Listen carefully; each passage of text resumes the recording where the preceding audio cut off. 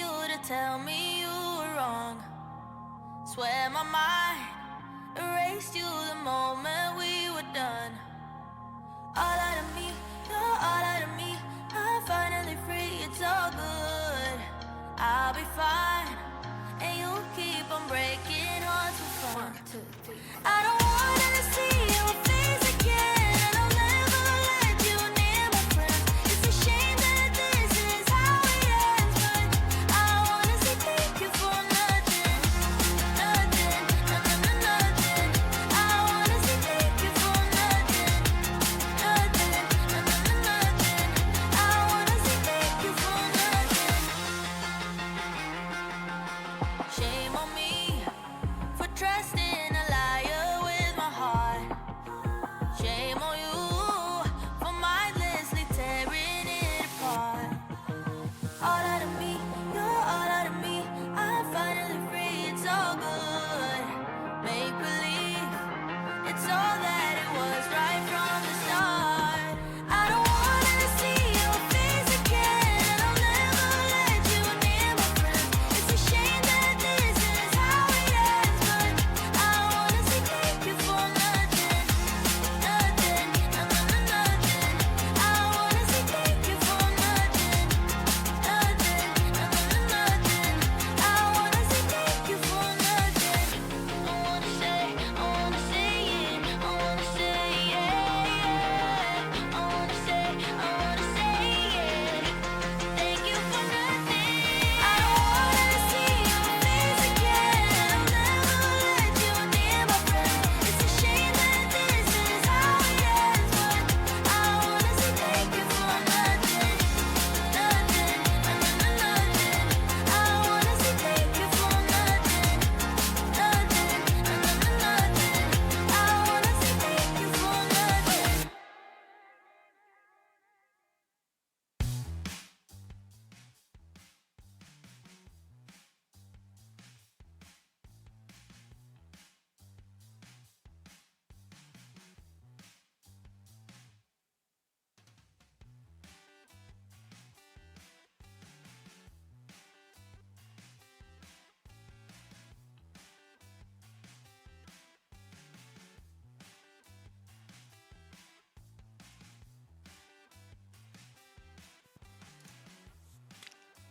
Hey everybody, welcome back. It is the end of week 16 here at Roleplaying Unlimited as we celebrate our 4th year streamiversary with The Coalescence Act 5, thick in the midst of a zombie apocalypse. Man, that kind of sounds like it's like the beginning of a little fresh beat right there. If I had a little more on-the-spot skills there, I could have, yeah, obviously I don't. I could have kind of kept that rolling if I was a little better on the improv right there. Yeah, I don't even remember what it was that I was saying now, so I couldn't even begin to try to venture off of that. But yeah, thank you for joining us here on our 4th year streamiversary celebration all throughout the month of April. I am your host, Tragically HP, creator of Roleplaying Unlimited. And we have our Thursday table in store for tonight. We have been trying to infiltrate the Yakuza, really without even knowing it. It was just the title of our chapter. And then we got pulled into a Clone Wars coalescence for a couple sessions. And now we are on the tail end of a long rest. So here's hoping that we've got some smooth sailing ahead. This group could certainly use it after the intense boss battle the last couple sessions.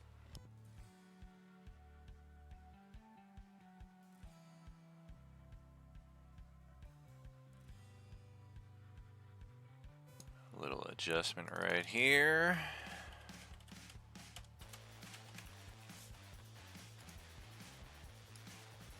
Match that up as best we can.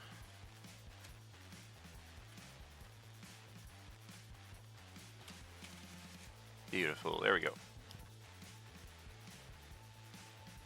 What's about to happen is gonna be hard. Be a fighter, to right? watch. You're gonna dish out shitloads of damage already. Well, that's why I was thinking of something like Blur, where it's just a passive that I have going, rather than get maximum use out of those spell Yeah. slots. Yeah, that's good too. No! Hey, hi Daniel. I made him spaghetti. Well, good evening, everybody. Welcome back. Tail end of our week 16 here. Everybody got their level ups and what have you knocked out of the way? Yep. Yeah, I'm finishing it up right now. Good. I'm not really sure what. 250.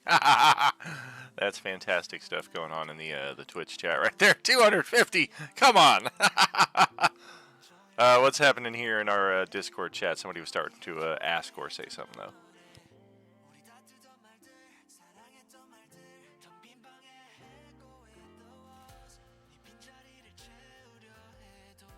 I find your lack of faith disturbing. Well, we are on the tail end of a long rest. Our group has definitely earned it. That's why we're chilling out here on the main page. We finished with our coalescing of the Clone Wars. We got trapped at the end of time and space in a place known as the World Between Worlds. And thankfully, the brilliant idea combined with the timely possession of a very rare magic item in our group and the destruction of said magic item seems to have snapped time and space back into their original alignment, as closest to original as we can have in our setting that is already a very interesting clash of different times and spaces. But we arrived back onto the field. We were able to collect anything from the bodies that we wished to. I mean, we're positively stupid with blaster rifles if we want to. There's no way that anybody could possibly carry all of them, extra dimensional spaces notwithstanding. But otherwise, we made it back to our home base. We got our long rest. And here we are at the beginning of the next day, where our good boy Astro here has approached the group to let us know of his presence. This is our nice dog here that, as posted in the Thursday channel, will have all kinds of interesting use should we choose to bring him. Revolver Rick, of course. Also, one we are familiar with. We're not sure if she is a water genasi or possibly a Triton kin, but Oslo Arak is one that your group rescued from a tenuous situation a few months back during a mission. Opie Trev, of course, accompanied us through all of our missions in the early stages of Act 4, while Otrell sat at our temporary home base protecting a number of non-combatant NPCs. Otrell has actually never accompanied us into the field, but his renown has been earned nonetheless. So one of these, if any, you don't have to take an NPC, but you do have one open space for it. If you choose to pick one, it would be one of these 5.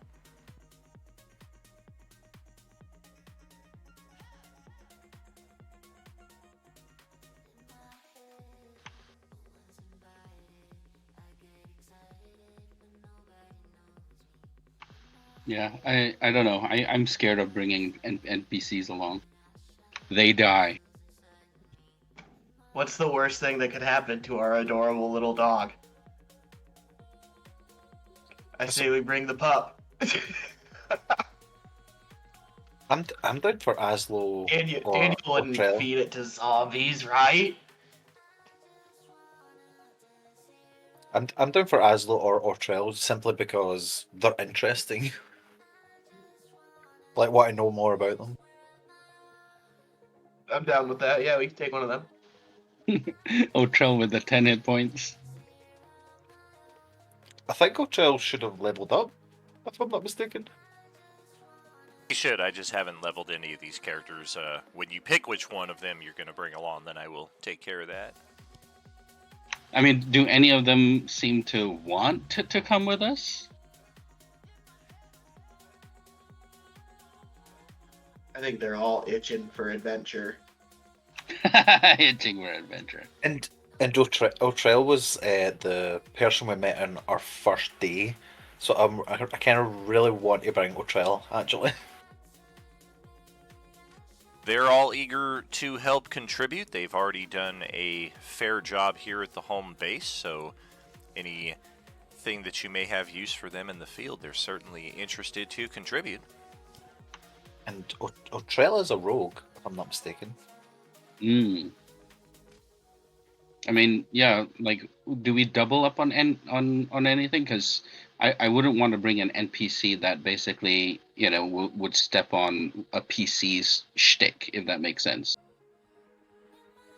I think with the way that a lot of us are multi-classed or something, there's going to be at least a little overlap. We could just grab somebody.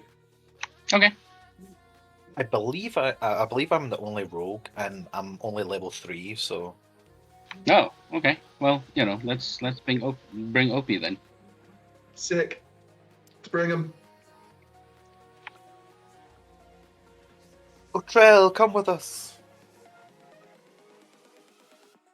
We would be honored if you would join us, Opitrev. We're saying two different Oh, names no. here. I'm not sure which one we're talking about now. Oh no, Sorry, I'm who's saying- the rogue? Who's the rogue? I'm saying Otrell is a rogue as well. Oh, Otrell is the rogue? I thought Opie was the rogue. Oh no, they're both rogues, if I'm not mistaken. P is DM? a rogue ranger, and Otrill is a straight rogue. Oh, okay. Otrell then. Yeah. Seconded.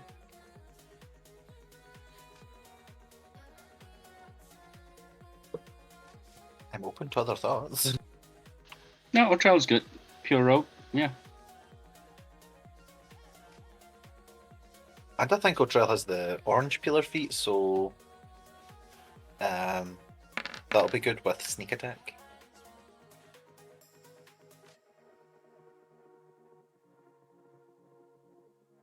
Speaking of orange peeler, I was informed that somebody got that for me. What does that do again? Basically, when you attack a class D zombie, your weapon, or however much rolls you do the max as well. So if you're using a rapier, which is a D8, you would add +8 to the damage when you're fighting a class D. Okay, right on. And then obviously, because you need orange peel, it's in case you also want the other zombie feats that we've got as well, because you need to start off with orange peeler to get the other ones. Gotcha. Did we actually finish reviving Celestiana? I cannot remember. Well, Yeah, again, they would have done it because he's got the revive spell scroll. and Celestiana should be level 7. Okay. I'll update her.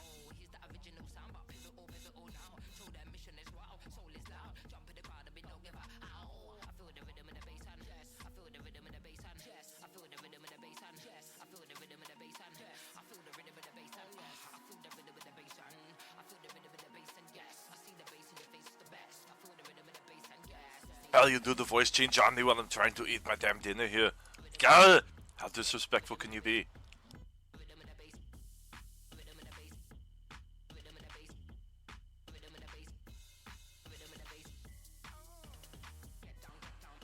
Alright, so we've got our chosen ally, putting Otrill. Look at that, he got a mighty 3 hit points with level 3. Oh boy, level 3 with 13 hit points. Oh no, that sucks. What? That's right. Yes, he's Didn't you roll a certified. Didn't you roll a That's 4 though? Super duper negative con, huh? That's right, his constitution is 8. Oh my god. Shit. His dump stat. Never dump con, man. Oh. I'm loving this. Yes, let's do this. I He's perfect. We do not wish to get bad reputation. At least my armor class is 1 point higher than my hit points.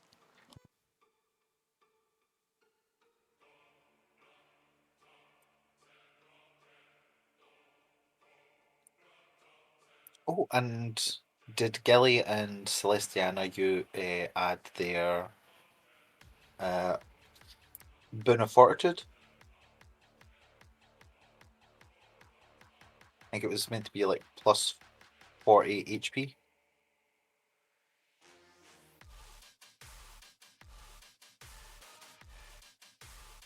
That's right, there's some delicious chili cheese fries from Del Taco right here. Absolutely wonderful. I didn't know Del Taco had chili cheese fries. Good for them. Oh yeah, they're so good. So delicious. I also didn't Sorry. know Del Taco was in Vegas. I thought it was like a West Coast thing. Oh yes. Yes, they've been in Vegas for like 30 years. Oh shit, right on. Yeah. I remember eating there in high school. Sorry, Used to I'm just back. be Taco Bell. Hi, welcome back. How's it going? My cats were causing problems. So I had to stop. Yeah. What's going on here? Read the chat.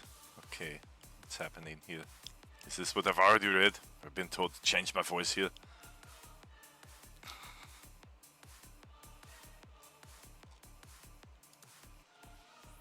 think so. I think we're good. Oh god! Yikes! You scared me so much with that text. You scared me right back into my, into my normal voice. Had the specific sentence request. Oh god, what is this?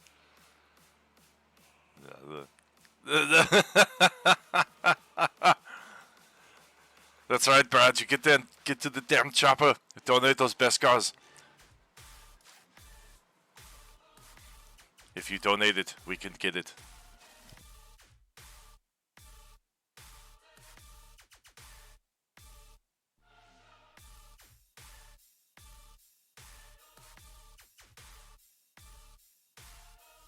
I'm trying to eat these damn chili cheese fries here and get back to the game. Yeah. I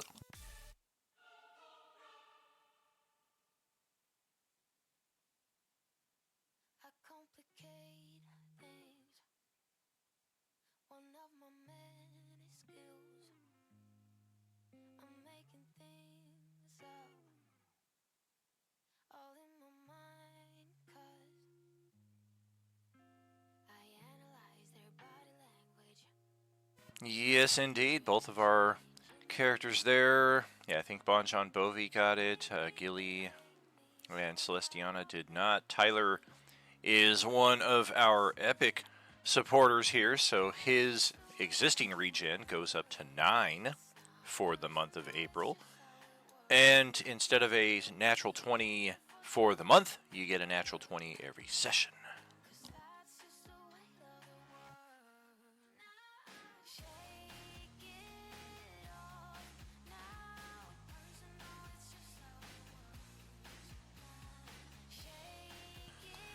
Just want to do a mic check. I don't know if I've heard John T with us yet this evening. Test. Well, that's DJ. Is John T's mic? Hello. Hey, beautiful. Just want to make sure you're not like, I've been talking for a half hour and nobody's responding. Screw you guys. We don't hear you. I'll just listen to the chitter chatter. Very cool. Alright, well, we can get off this page and get back to our regional map. Technically, our Thursday crew is still back here at home. Got a little spillover here from Wednesday. They met their table mascot here, a hand of force, like a miniature Bigby's hand kind of deal, as well as their potential ally Taskus. They actually lost their NPC Ayusikaj here, who got killed, and they had to use a raised dead spell on him, so he's got 4 levels of exhaustion for the next week in-game, basically, so he's going to be out of it for a while. And then there's our group here getting ready to head back into the field. The wormhole that we activated with the Gossamer Bulb will connect us back down here when we are ready for it.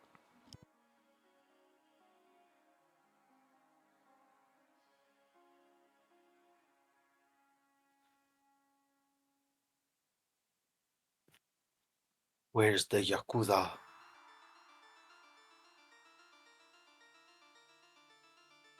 Level 7, right? Yeah, level 7.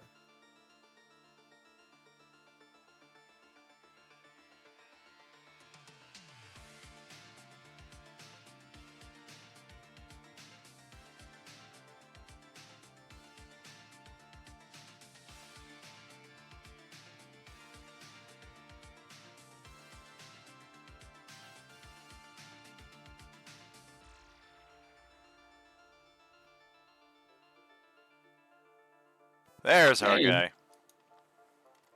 Yeah, here is our NPC who we met in the field. I'm gonna heal him. I He'll keep wanting to call him. He will get the same long rest as the rest of us here, so that'll be good for him. It's mainly the exhaustion that's going to be impacting because he only gets to recover from one of those levels every long rest. So he's going to move down to exhaustion level 2 instead of 3. Damn. Tired. It's been... What level? What's up? I was going to say, what level is Greater Restoration again?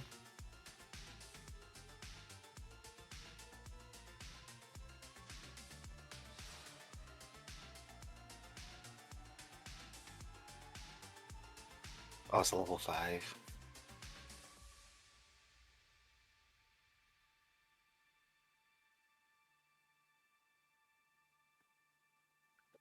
I was wondering if maybe we wanted to knock off all of his exhaustion before we left.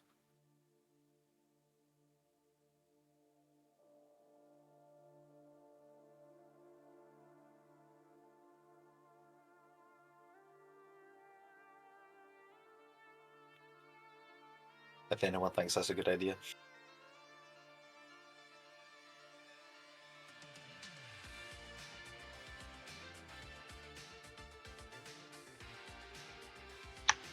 Sure, but I can't do it. Somebody else has to do that.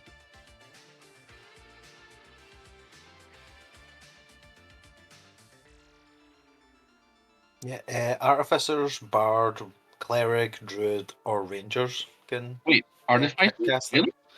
Yeah, artificers. Damn. All right. I guess Yenza will buy the scroll and greater restore him. I'll go check the price and go buy the scroll. Yeah, we do have a cleric in the group returned with us. I know we're not used to having our healing potential, but just a reminder. My bad. Oh, is the cleric gonna do it? Then I don't have to spend the money. Not true. You have two Greater Restoration castings in you before we leave. I can cast Greater Restoration. Yeah, Wong needs. It's whether you end up using the.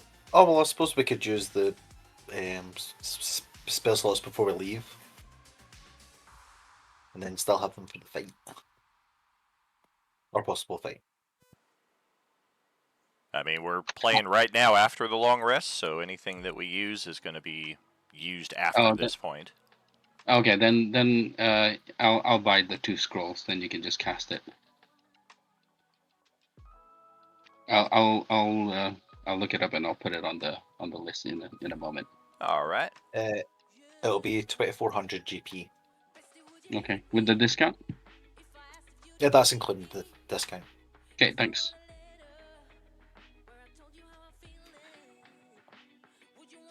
So we're ready to roll. I'm all set. I'm attuned to my items. I've bonded my lightsaber. I've leveled up. I'm ready to go. Oh yeah, I need to check what lightsaber stats are. It's a 2/8 radiant, and it's an exotic weapon, which only one character is proficient in, so anybody who equips one should make sure to uncheck the proficiency box. 2/8 radiant. Yes, indeed.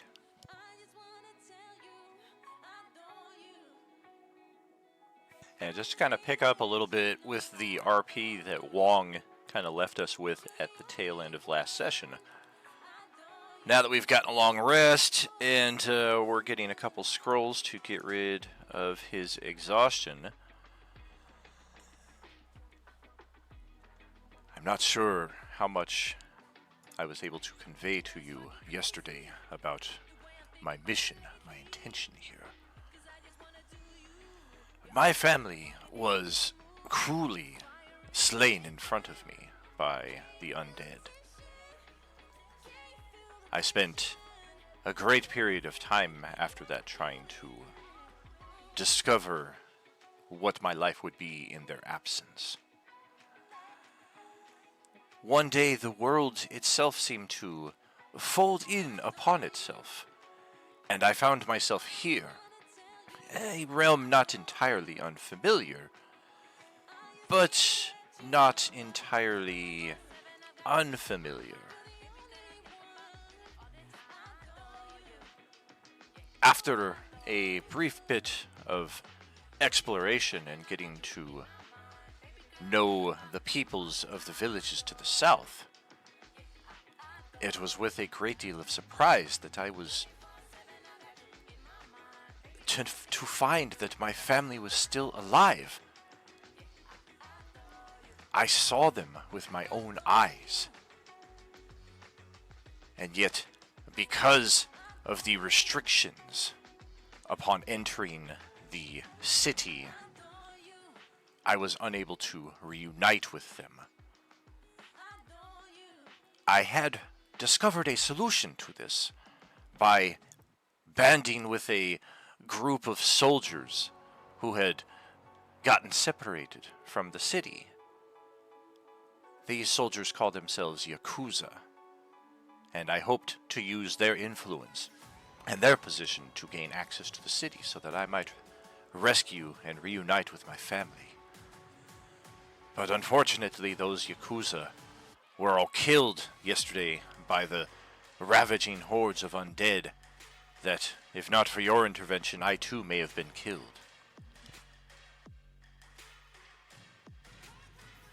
I still aim to make it into the city itself. I do not presume that this is also your destination.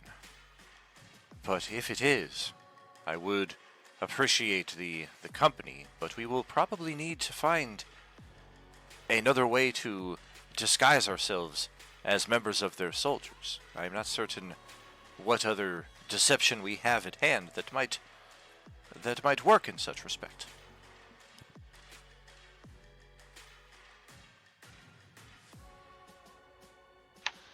Do we have way to contact them? I do not wish to impersonate them because that would cause misunderstandings if we are discovered. I have no way of contacting them at all, no.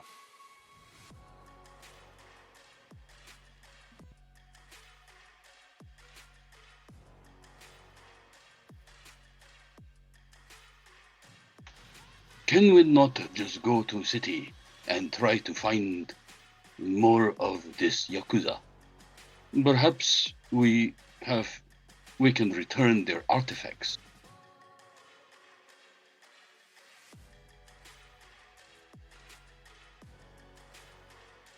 I'm not certain I'm following you. You mean return the effects of the dead in the hopes that it gains us favor? Is this your suggestion? Yes. I cannot say one way or another. The people who guard this city, the impression I got was that admittance and security were extremely strict. Ah, I see. So we must dress up like that to be able to enter the city.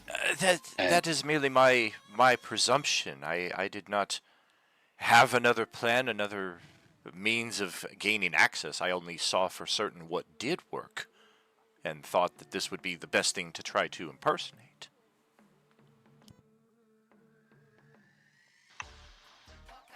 What language do this Yakuza speak? They share the same tongue that we are sharing now, my native language of Japanese.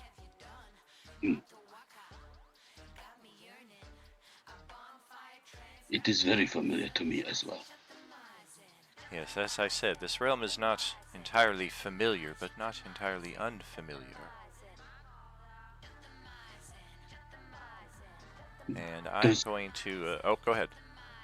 yeah, Genzo will say, does anybody have better idea? Yeah, I'm going to leave you guys to discuss another few moments here. I'm going to AFK, but then I will be right back. I mean, maybe we should show up to the city and try and get in just as ourselves first.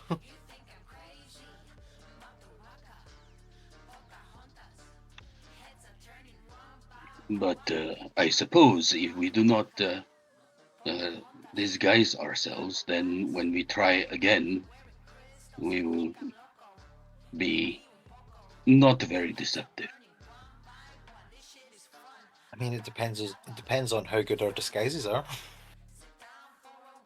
Gendo kind of looks at you and at Ozzy, and you know, I mean, he's a guy with horns and wings.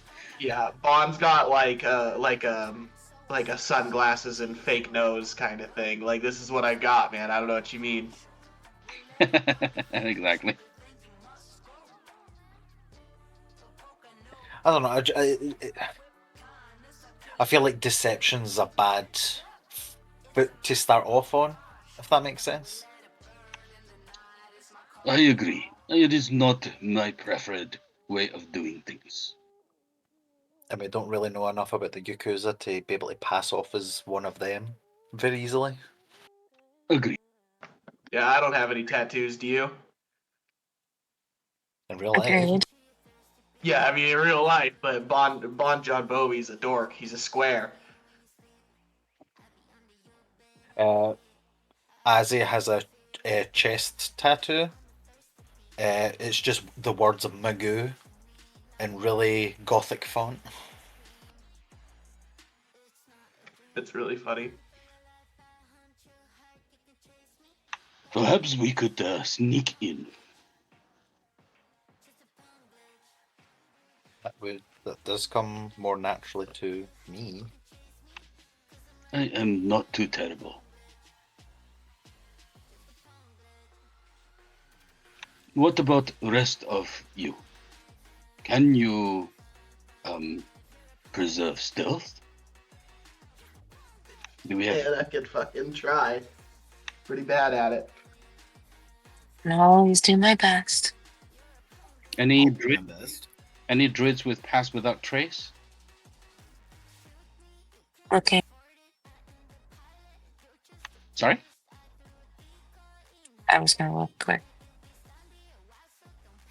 I mean, pass without trace is like freaking fantastic. It's like +10 to your roll. I do have that. Oh, goddess. Awesome. Genzo, that would give Azzy a +29 stealth. That's awesome. Yeah, Genzo will have I a would- plus- Ghost. I would literally just be able to walk past them. Yep. Oh, I'm reading it now. Yeah. Heck yeah. It is one of the most OP spells ever. That and what was that? Spike growth. Oh my god! If you got somebody who's got like spike growth and somebody, I do. Oh, yeah. I just have a penchant for dying. Well, we'll try and make sure that you don't. Yeah. Does she fly? I have a broom. Yeah. So yeah, just stay high. That didn't work well You last just might time. stay high without the broom. Yeah, Oh, buddy. Just a heads up / reminder on zombie senses, orange zombies in particular. Their sense of smell has been demonstrated to be as potent, if not more potent, than their senses of sight and hearing. And most of our spells that are thwarting the senses of zombies don't necessarily include scent. Some of them do, some of them do not. God damn.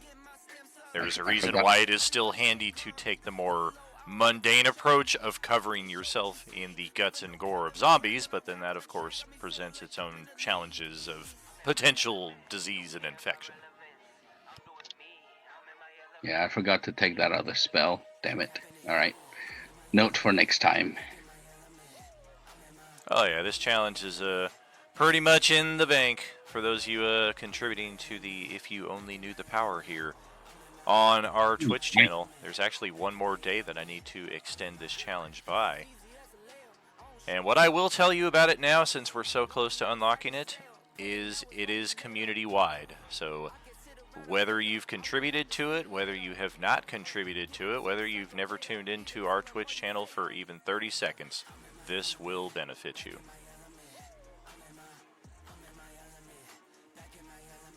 Have we come up with any other ideas for what we're going to do here? There was some mention of sneaking in. Got into the city. Cool. Wong will Sneaking in, respond trying- in that respect. I got close enough to see the walls. They are quite tall. Perhaps not easy to scale, but I didn't see even a single sentry atop. So this might be an idea that will work. I suppose we'll have to wait until we get close enough to see for certain, but my experience and my first-hand sighting of this wall, it might be possible if we just have means to scale this. It's not a rock facing that will likely give us numerous ways to climb. How tall are these walls? It was pretty extensive, 30 feet high, if I recall. I will buy magic item to help. Ah, magic. I'm still getting used to the fact that that's a reality here. I am learning ways of this particular world. And then he holds out a pistol. I Nice. use spells and am trying this very interesting weapon after seeing your success with it. Yes, that is quite fine craftsmanship, I have to say. Not as fine as the weapons that I carry, but give yourself a couple of years and you will find what style suits you best, and perhaps find a opportunity for custom piece. Thank you. Bust a cap.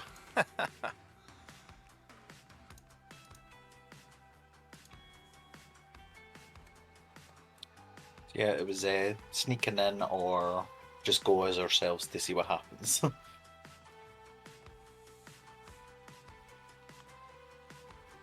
I'm gonna buy a rope of climbing. Alright. Let's go ahead and wormhole ourselves 3,500 feet across the realm. That's how small this realm is. And we'll get all the way back down to here.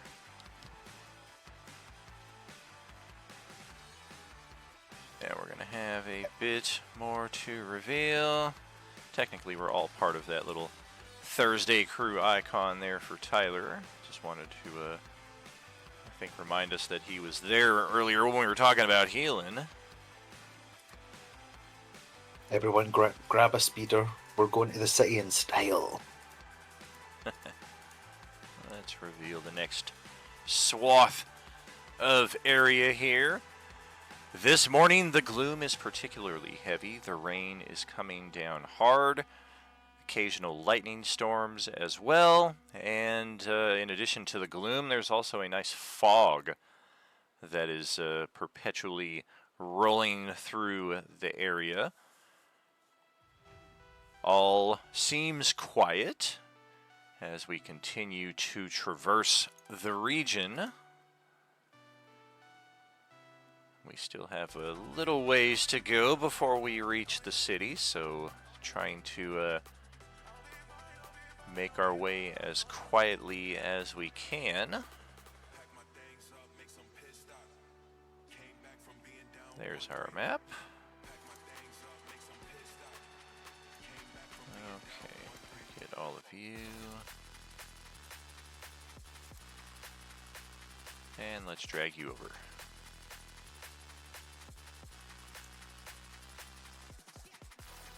Yeah, that's what we're looking at here. Got some lightning, got some rainfall. Our group is actually approaching from the northeast corner here, so almost immediately upon entering this area, we will be confronted by the presence of this zombie. I'd say start our characters within, like, let me draw a little box here for you.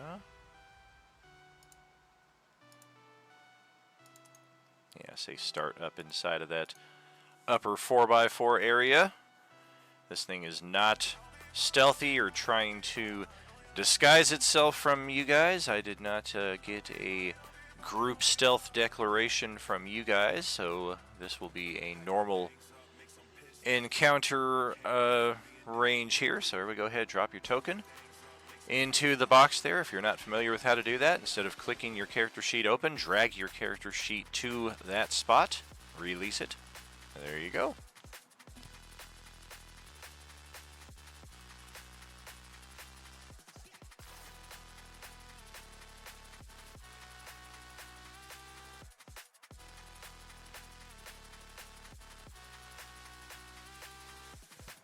And this is more, at this stage, just kind of an annoyance in the narrative for those of you with particularly brooms of flying.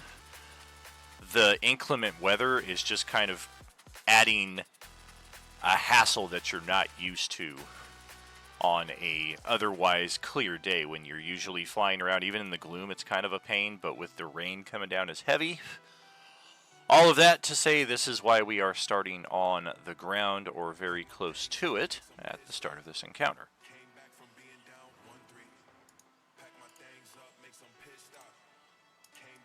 That's 1, 2, 3, 4, 5, 6 of you. Looks like we're missing one. Yeah, you're missing me. Oh, did you drag your character out to the tabletop there? Yeah, just drag your name. There you go. Easy peasy. And start in whichever square makes the most sense to you. We're just all kind of trying to stay close because of our limited lines of sight. We don't want to spread out and lose track of somebody. But sure enough, I mean, yeah, this one just sees you and goes into instant bloodlust mode as it looks like it's about ready to make a full-on charge towards you. So let's click those initiative buttons and see what's gonna happen.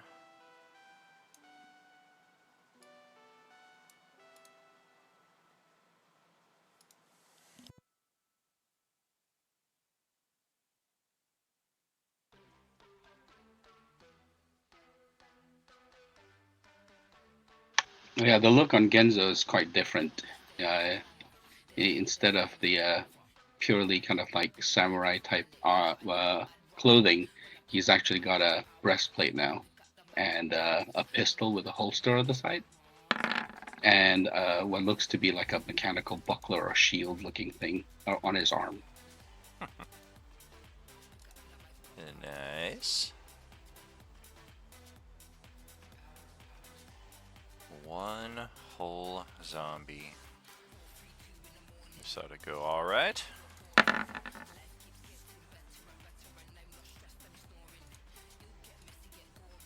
2, 3, 4, 5 of you get to go before the zombie. So yeah, that's a pretty good place to be. Ozzy, go ahead. You've got first crack.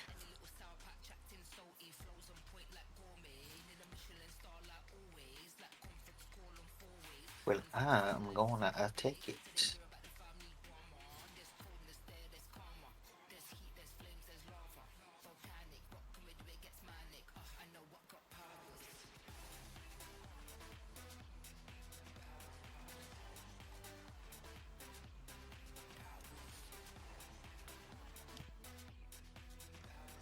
gonna get on over to it and attack it. Hold right there. Gonna burn a reaction. Once you get within my threatened range, I will take a reaction to move 60 feet without provoking attacks of opportunity. Oh, I thought you were a class D. Just kind of like is almost like hunched over on all fours as you get close to it, and as soon as you get right up next to it, it just grins and bolts off to the south behind the building over there, out of probably everybody's line of sight from this angle. I will bonus action.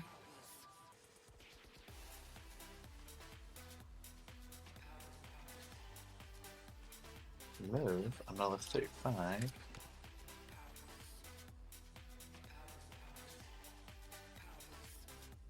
Effects are so cool. Heck yeah. Love the animated weather that we got here. Good stuff. Line of sight, and I will Romantic Orbit. First level. Alright. Romantic orb. Wow, wow, wow, wow. I've been feeling, baby.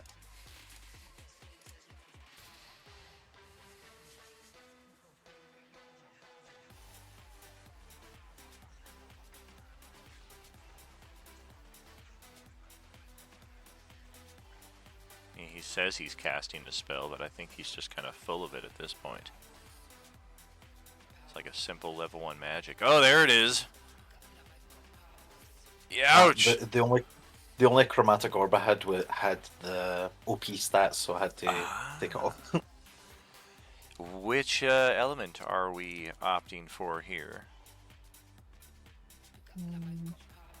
I'm gonna go acid.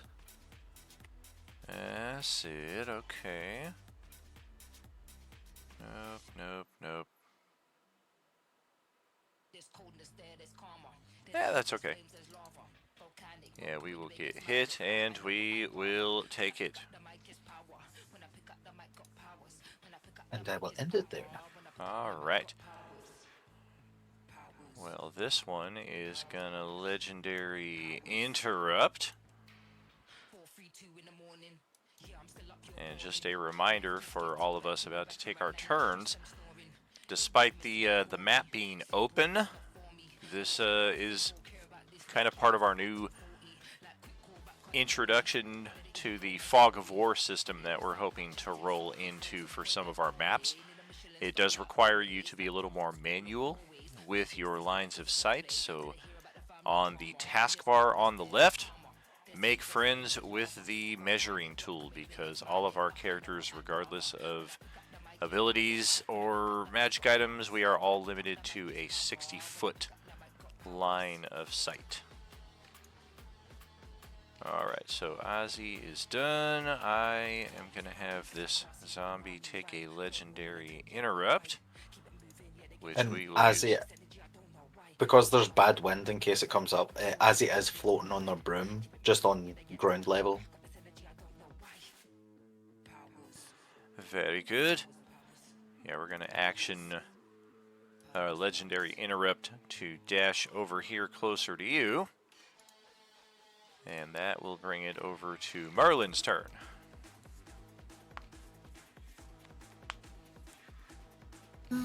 What do I want to do?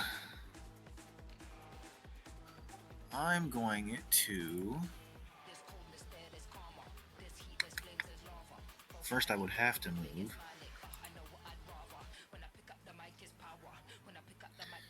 Alright.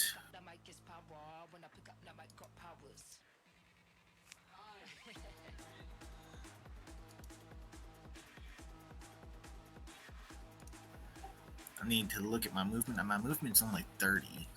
So... Slow human. Right about there.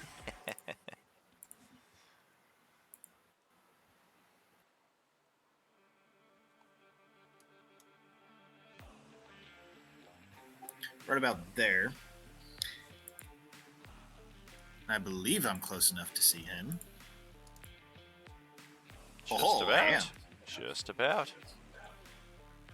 I'm going to cast Magic Missile. Uh-oh.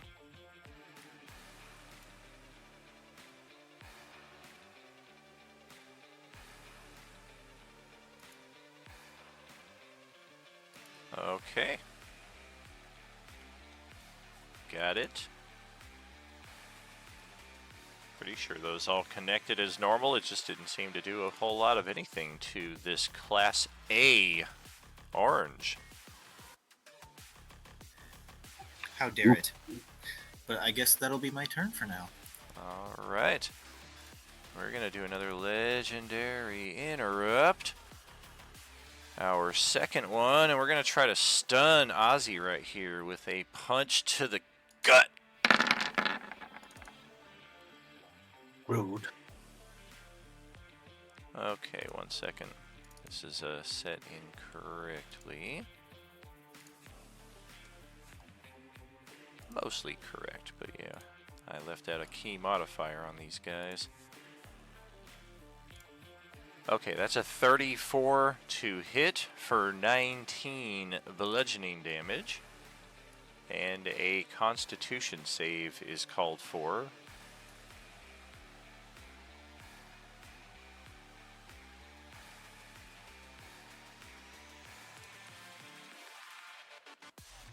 With advantage, you got it. The DC is 21, otherwise you're going to be stunned. I'll use inspiration to have advantage. Very good. Alright, let's go over to Genzo's turn then. All right. He's going to move 10 feet up and 20 feet over.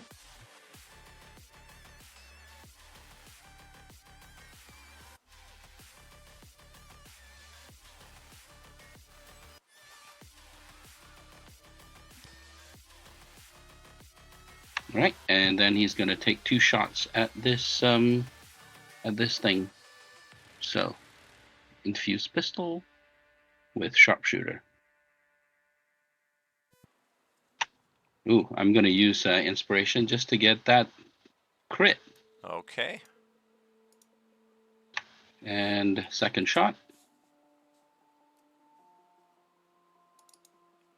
That is a miss, actually. Our AC as a Class A is 20. Oh, wow. Okay. Alrighty. Okay, that's it. End turn then. Alright. Oh, actually, sorry. I do have a ability that I think I can use, so I'm going to use the come on, sorry, rally command with my bonus action. It says an ally within 30 may move 20. So I guess it's on 5, 10, 15, 20, 25, 30. So Bon John Bovi, you can move 30. I will do so. Sorry, you can move 20. I will do so.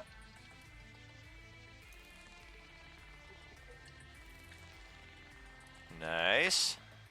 Okay, sorry. Does the lightsaber give off light that like my teammates can see from like a distance, or is it still kind of at like 60-foot range?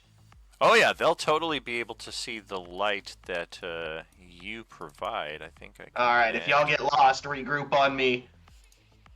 Yeah, it's technically a low light effect, but even then they're going to be able to see it from a distance. Like let me just use this as an example. Well, we don't have the dynamic lighting on, so it won't make any difference. But I did just add a little 5-foot dim light around your character.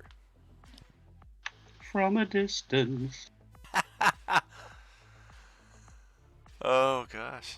Let's bring up Otrell. Okay. So Ultra's about to one hit it, I swear.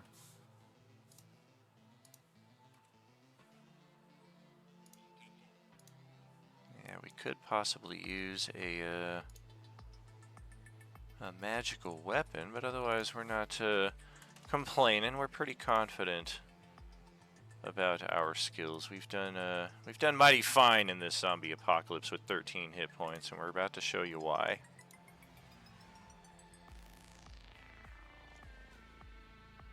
Okay, let's get that. Let's get that. Boom, boom, boom. Let me hear you say, way-o. Well,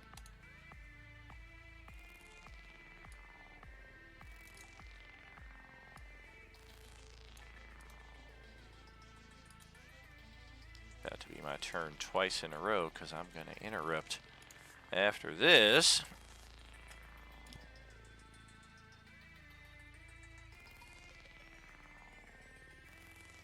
So yeah, our guy Otrell, part of how he has survived all this time is he is the first one in the campaign who's been holding on to this.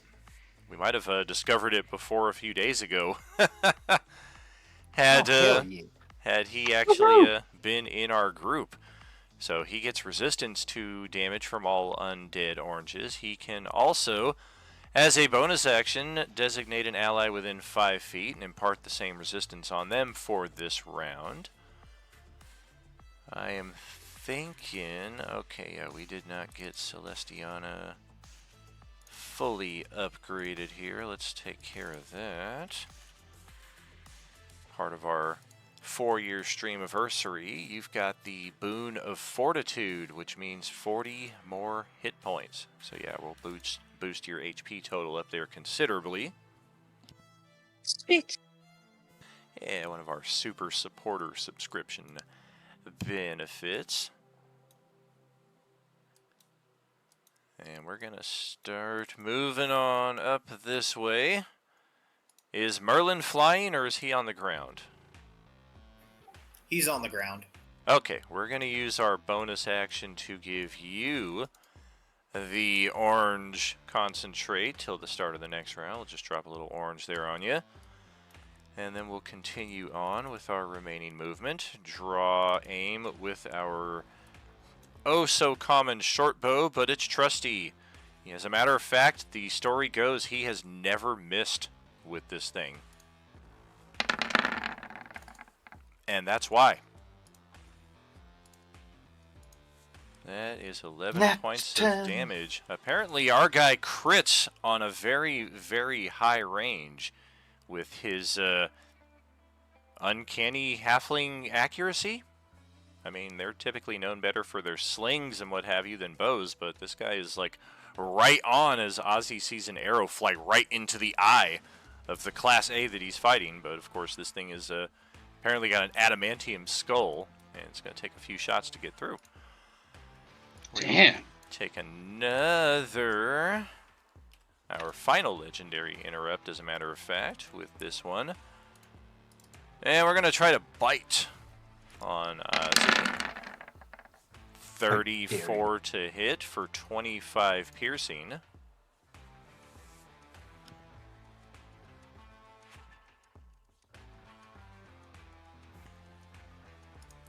And just a reminder, the Class A, just like the Class B, has the Bloodlust ability, meaning it gets advantage on all its attacks versus living targets. It also has the Ravenous Wound, which means that if it damages you, you cannot recover HP until the end of its next turn. That is going to bring up... I bring this up specifically because our healer's turn is next, and he's probably going to want to try to heal the one guy who needs it and the one guy who can't benefit from it. Your turn there, John T. Sorry, now I'm auto-correcting with my freaking my head, too. And there's no way to remove that? Not that we have discovered. So far, all we know is when the upper echelon of the orange menace gets their claws or their fangs on you, there's like a 6-second delay before that toxin kind of washes itself out and you're able to start recovering again, whether it be natural regeneration, potions, or magical healing.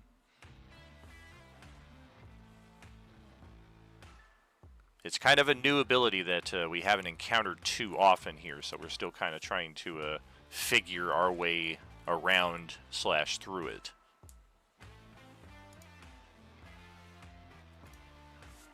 Got it. Well, first off, I'm gonna move.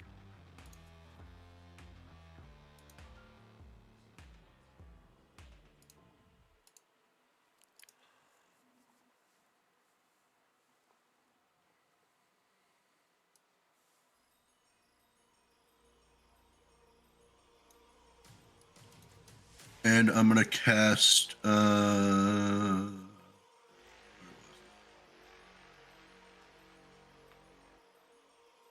there it is. Bonus action, spiritual weapon. Oh, Yes. I don't think. Yeah, it's time to get you one of these bad boys. I'm gonna upcast it to level 4.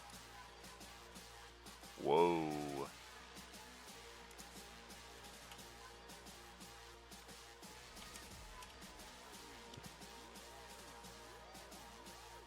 I'm going to find a token for you here and assign it to a character sheet, so in the future when you do this you can just drag and drop your spiritual weapon just like you do your character sheet. Dope. Do you have a preference on what the weapon looks like? I've got a few options. I've got swords, scythes, glaives. I've got arrows, clubs, axes, I mean, hammers. a scythe would be dope. A scythe. Let's make it happen. I've actually got an animated scythe right here, so that'll be fun. Nice. You're making me feel real special.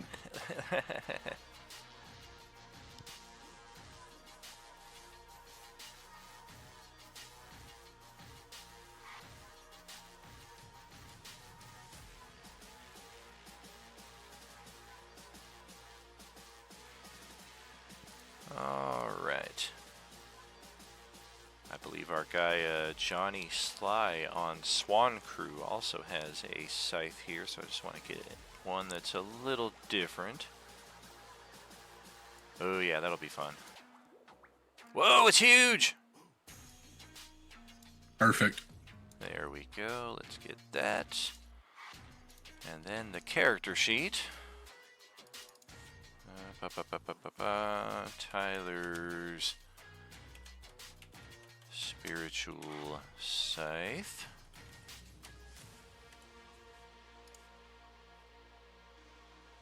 Put that in your inventory. Attach that. And going forward, this will be directly under your character sheet in the journal, so you can just easily drag that. And then final little bit. Bum, bum, bum, bum, bum, bum.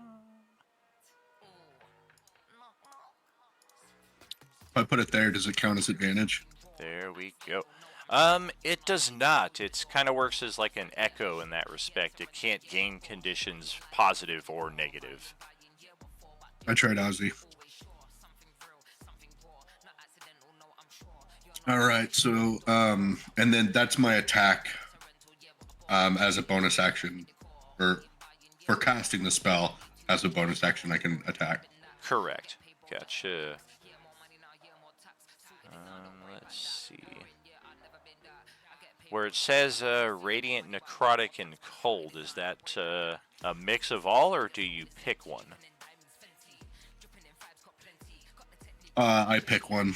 Gotcha. Which one are we using right now? Radiant. Sounds Is good. that spirit shroud? What's that? That damage says spirit shroud. The 4. It does. But I guess maybe as part of that, he's able to change the damage type. Either way, we'll get the damage applied.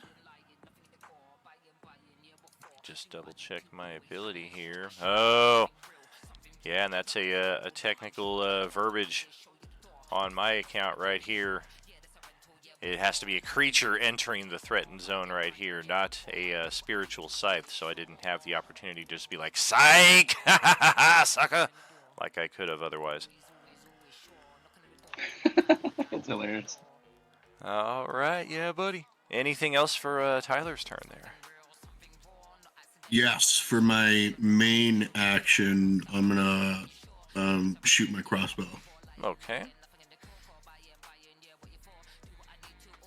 Well, shit. I guess I won't be doing that. I guess not. Well, alright. Let's take our turn with the Class A. Get rid of our stuff. That all resets.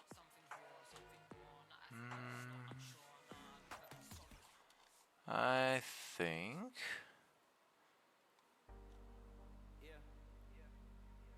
we are going to scratch on Ozzy here to the tune of 20 slashing damage, a 31 on the attack roll. Keep that How much right. damage, sorry? 20. 20.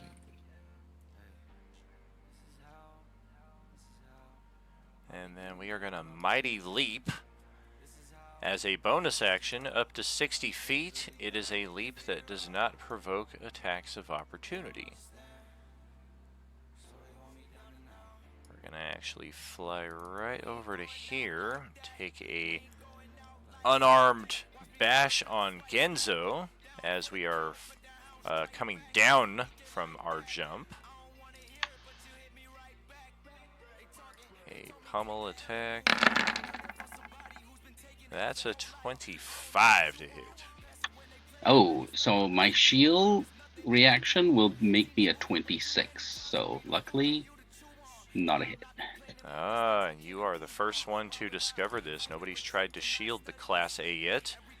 They have an ability called Shield Buster, which means just what it sounds like. Damn. Bypasses the shield spell.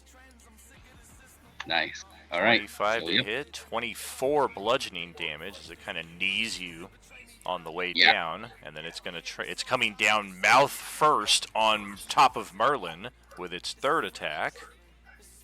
Quick question. You said that the leap negates all opportunity attacks against it. Correct. Its leap does not provoke them. Does that also include it landing? Throughout its entire movement, yeah. All right. Typically, I just falling wanna make would that- never provoke attacks of opportunity, even if it's a controlled fall. But yeah, with its ability, that includes the entire 60 feet.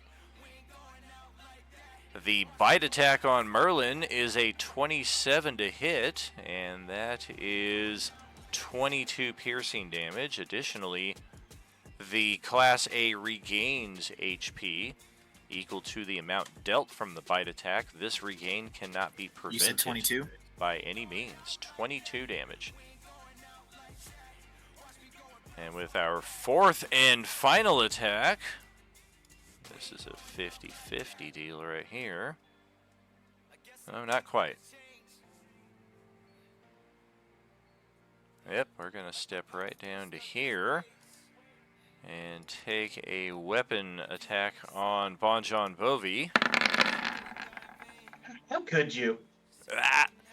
That's a 25 weapon damage, 34 to hit. Yeah, 34 will do it. 34 will indeed. So you said 25? 25. Did you already half the damage because of the orange concentrate? Because it says resistant to all damage. That is correct. I did not have it. For you on the defensive side, good catch there. That's something you'll want to account for as you're taking the damage. Sometimes I'll remember that. Like, I'll typically more with, like, Barbarian Rage, though. Who got half damage? Merlin did. He had the okay. orange concentrate resistance put on him by Otrill a few moments ago. So glad I caught it. Yeah, buddy. And that's gonna be it for the Class A. Over to Bonjon Bovi's turn.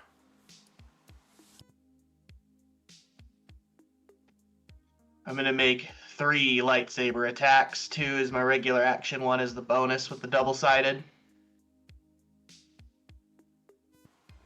All right. Oh!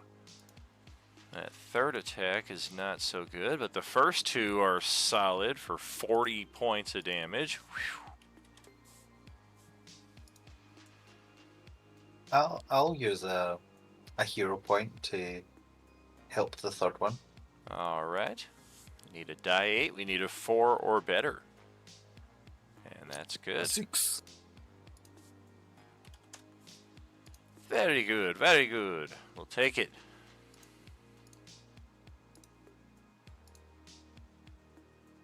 And any movement for Bonjon Bobby, or are you staying there? I think that's gonna be it. I'm gonna hold my ground. Alright. I'm gonna legendary Actually, I'm going to, first on your turn still. We have access to the wonderful Will allow me to retort. ability, where since you damaged it, it's gonna try to damage you. Oh god, good thing you've got that Beskar armor, natural 20 for only 26 points of damage. Only.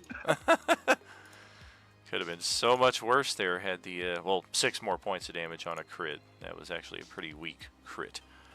And then we will legendary interrupt in between turns. And we're going to take a 60-foot dash without provoking attacks of opportunity.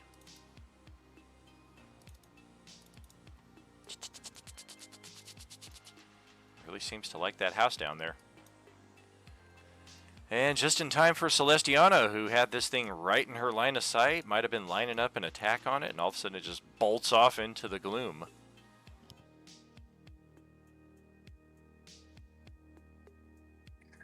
Okay. I'm gonna go ahead and oops. I was on the ruler. Ooh. And I think we had all talked about that spell. Should I do that, guys? Ooh, okay, yes, I'm going to.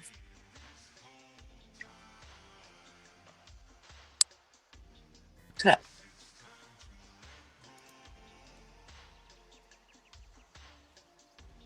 Oh, you don't need to cast that now. it lasts for an hour. Yeah, we're not Yeah, trying to. but if we're we not- need it, you can cast it when we're not in combat, so that way it doesn't waste one of your actions. Yeah, Mhm. yeah. Stealthing doesn't help us at all right now. Oh, my AC's 19. I have 18 from my armor plus 1 with the cloak of protection.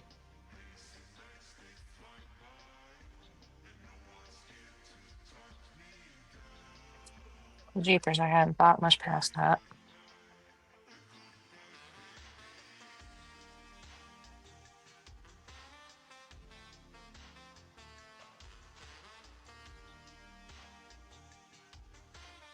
Well, we do our wild shape archer and then the bonus action. Guessing.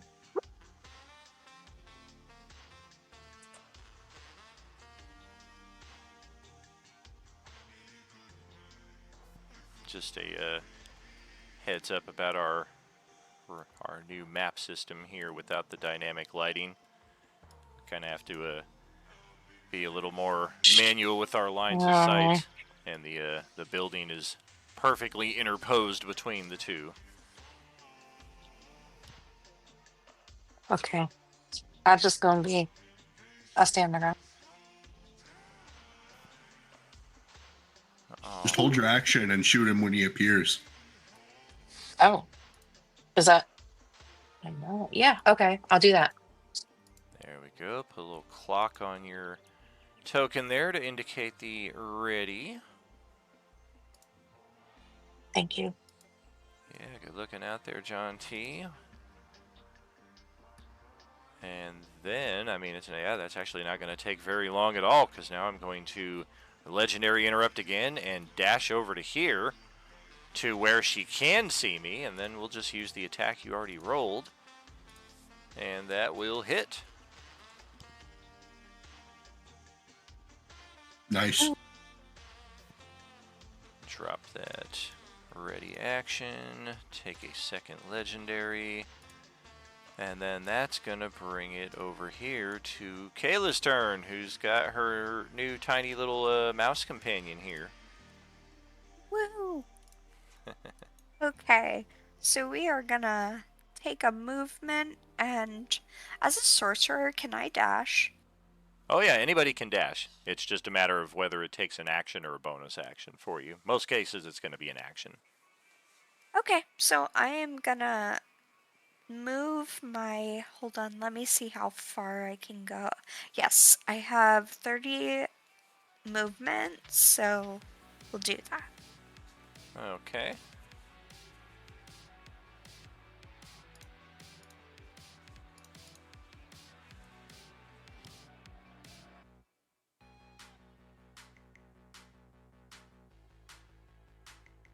Yeah, I forgot about the broom. um. I was talking about Merlin's. Oh. Yeah.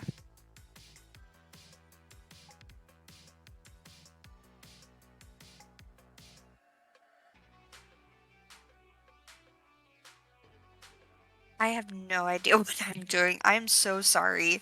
I have screen fatigue right now. No problemo.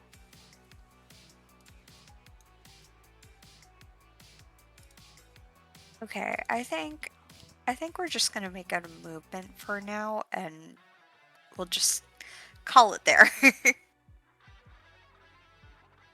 Well, all right. We will indeed call it there, because that is going to bring us to the end of the round.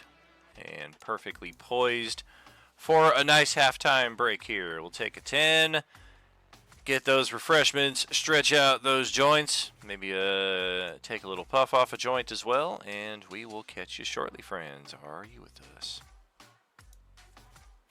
Hell yeah.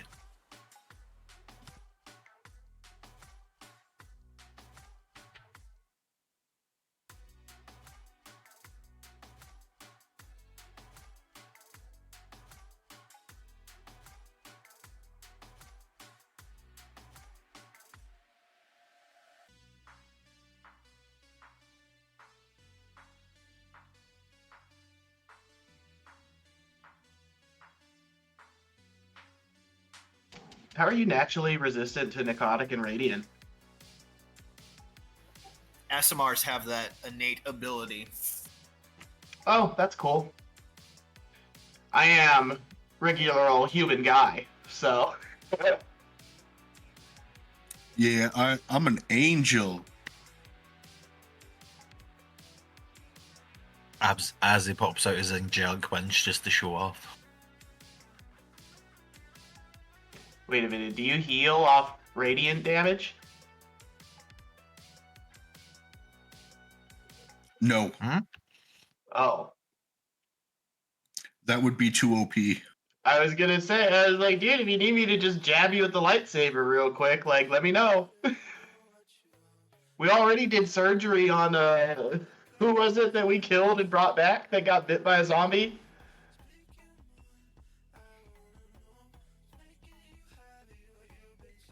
Anytime I heal anyone, though, I can heal myself. Oh, that's cool. That's good. So I have an idea running through my head.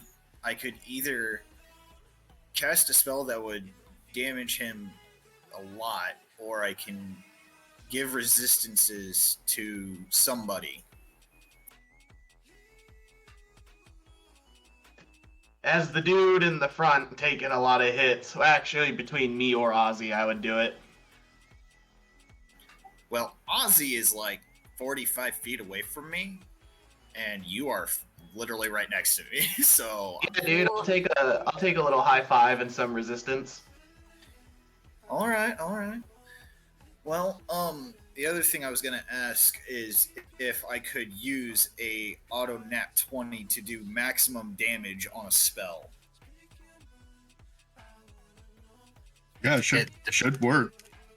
It depends if it's obviously like a ranged spell that you would need to hang me an attack for. Yeah, the resistance spell is a touch spell. No, what I mean is the auto nat 20 that you were talking about. You would get max damage on a spell if it was like a ranged spell like Chromatic Orb, something you would need to roll for. Well, this spell is a 5th level spell, so as long as you have to roll for damage or roll to attack, then it'll do max damage. But if it's like they need to make a saving throw, then it wouldn't work. Like it wouldn't work on Fireball, for example. They do need to do a saving throw, and it does do a lot of damage. Yeah, your net 20 wouldn't work on that one. I mean, Post it in the chat. yeah, personally, I'm all for more damage. Faster we take this thing down, the better it is. Oh yeah, that's a good one. Yeah, that one wouldn't work. That wouldn't work with the nat 20. But it is a good spell. Not to change the subject, but is there like a code word or something, like pickles or something we can say when I'm gonna cast this spell for us all? You know Otherwise, what I will that is? forget. That's actually a good idea. Pickles it is. What was the question? That's setting a code word for when Celestiana's going to cast Pass Without Trace. Why don't we just say cast Pass Without Trace? No, it should be Tarask. Who's that's my friend? Oh, sorry. We'll say pickles. Pickle time. I'm Pickle Ozzy!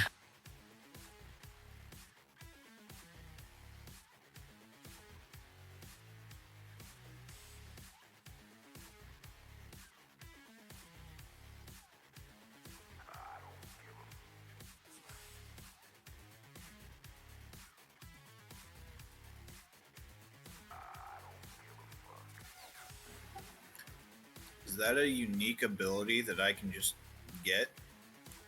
It's a homebrew feat.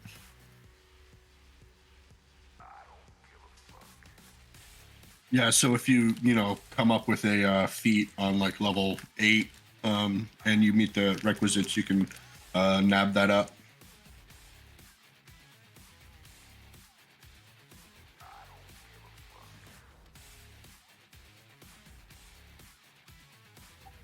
Yeah, I because I just became an annual subscription member, I have the 50,000 Beskar Bucks coupon. So, not sure if that'll be able to tie into whatever I might be able to get. That'll give you a level up, but if that pushes you to level 8.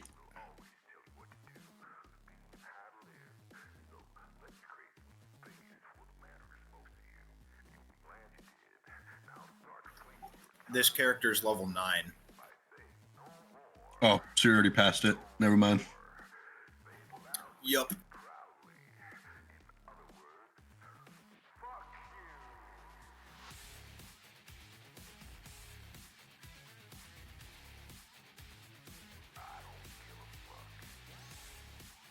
I meant to pick up one of the, I think the orange peeler feet, but I didn't have it situated before the session because I just went, got up to level 9 from 7.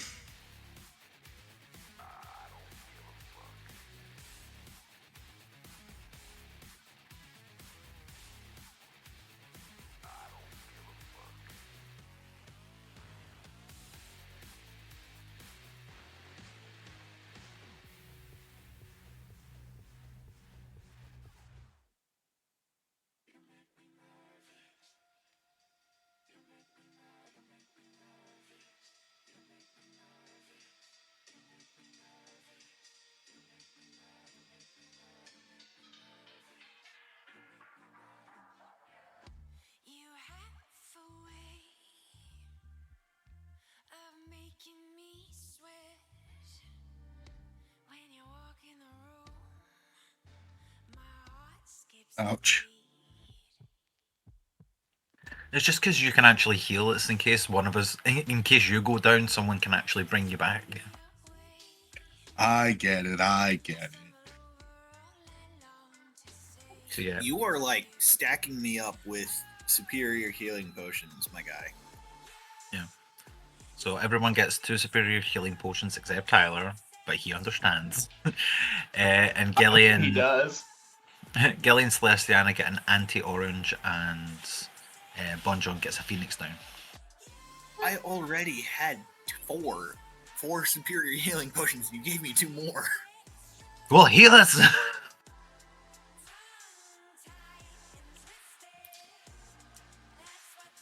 We're down Genzo's throat.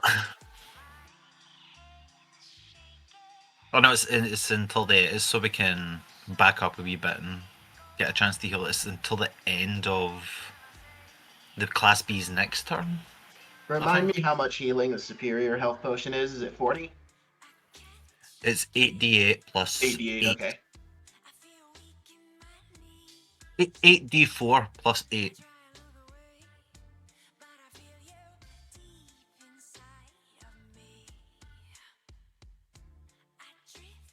So a 40 if you use an action. Yeah. Right on. You said 8d4 plus what? 8. 8. We're back live here. It's Ozzy's turn, and he could use some healing, but I'm sorry, it's not Ozzy's turn. I specifically rolled my attack during the break to remind myself that I'm using my last legendary interrupt after Gilly's turn before Ozzy's turn. You don't have to. I have to. It's a 34 to hit for 20 physical damage there on Ozzy. That's also a bite attack, so this guy's going to recover the 20 damage dealt. And then it's Ozzy's turn. Big mistake. Big mistakey. You should have used that last thing to run away. Blade Song bonus action first of all, because I'm not going to make that mistake not to use it. And then I'll just go for a normal attack. Or two normal attacks. Alright. First one that hits, we will be using the reaction to retort, of course. Naturally.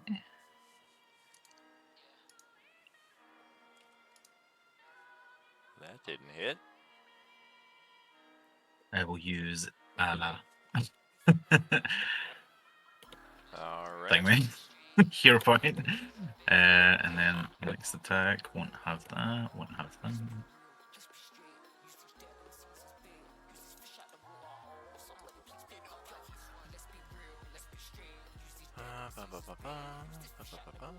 One second. Okay, had to double check. 28, 34, 44, 50, 53 looks like.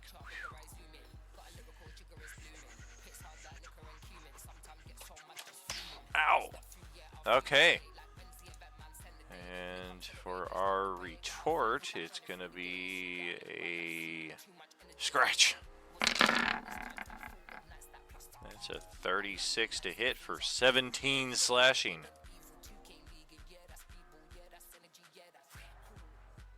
And then Azzy will burst back up immediately after being killed. Nice. Plus 2 AC, extra max HP, unique power right there. Once per day you get that auto revive. Sucks to use it at 9 a.m. in the morning, but hey, nothing like the smell of napalm to wake you up, huh? Gotta use it. And then Azzy will immediately go 50 feet in the air. And before you attack me, I was gonna say, make sure to get your extra HP there. That's all I was gonna say. I already used my reaction, so I can't attack of opportunity. I already added the 3d12. Oh, I didn't see you roll that. My bad. I rolled it last session. I rolled 16. Interesting. So yeah, and Azzy will go 50 feet in the air. All right. Yeah, just kind of watches you fly right up away, and it just goes back into almost like on all fours, hunchback mode there. Sorry, everyone else. That will pass it to Merlin, way back over here. Also suffering from at the end of this thing's turn, all of you over here who suffered the ravenous wound will have that expire. So Bonchon Bovi, Merlin, and Genzo are able to heal again. So it's at the end of the Class B's turn? At the end of the Class A's turn, yeah. Class A's turn, so yeah, perfect. Actually, no, I'm preempting that. It was Ozzy's turn just now, not the Class A's turn. So technically, yeah, Genzo and Merlin will not be able to heal before this thing takes its next turn. Bonjon's next turn is after this thing goes, but who knows what it's going to do. So my bad, little preemptive on that. But go ahead, Merlin, your turn.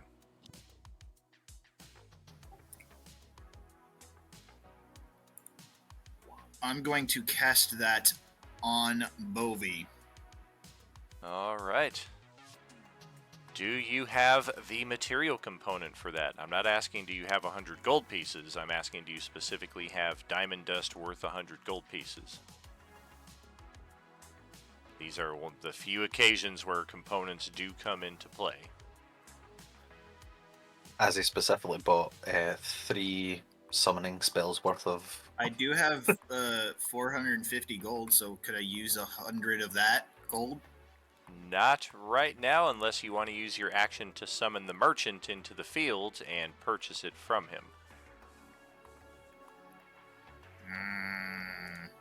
Yeah, this almost always happens when somebody casts a spell with a material component. Like Paul was just saying, it happened to him as well, because he went to cast one of his summoned creatures 2 sessions ago, and I was like, hey, you got a component that's worth 400 gold pieces right there. Do you have that? Because I know everybody's got the gold for it. It's just a matter of, did you look through your spell list and look through any components that you need? Because 90% of the components, it's a gimme. As long as you've got your arcane focus or a component pouch, you don't need to worry about them at all. But if they have a cost to it, that is where we actually pay a little bit more attention.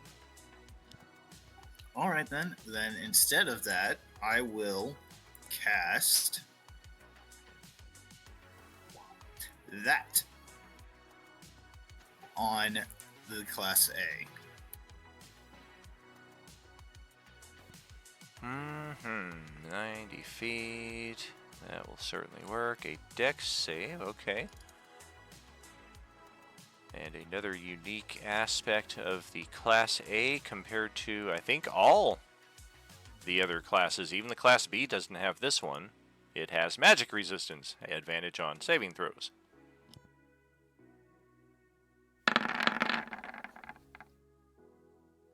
So that would just do half damage? Correct. It did make the saving throw with a 29, so it'll take 14 fire damage.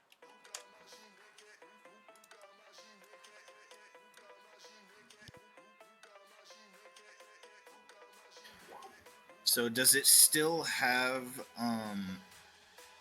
at the end of it says, does it still take the 4d6 damage on each of its turns though? Let's see. Says the spell ends on a successful save. Correct. Yeah, all the extra stuff there is on in the event of a failed save. Since it made it, it just takes half damage and that's it.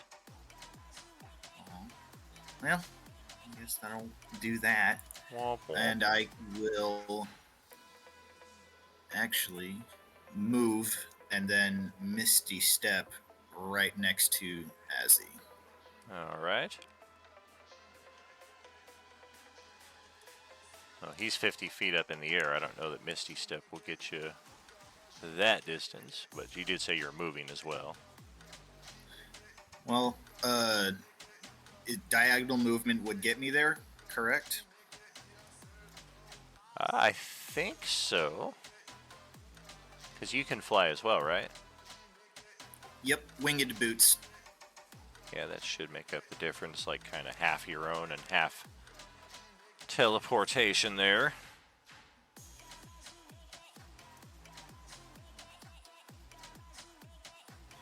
And that'll be my action. That'll be my turn. Very well. Genzo, back to you. All right. So let's see. He's going to cast Fairy Fire in a square like this way, so that it doesn't affect any of the guys. Oh, actually, it shouldn't. Anyways, they're in the Gotcha. air. Sure. All right. Once. Dex save with advantage. That's a 25 on the dex save. Yeah, that's gonna make it. Oof. Let's see. He's gonna move here. Yeah.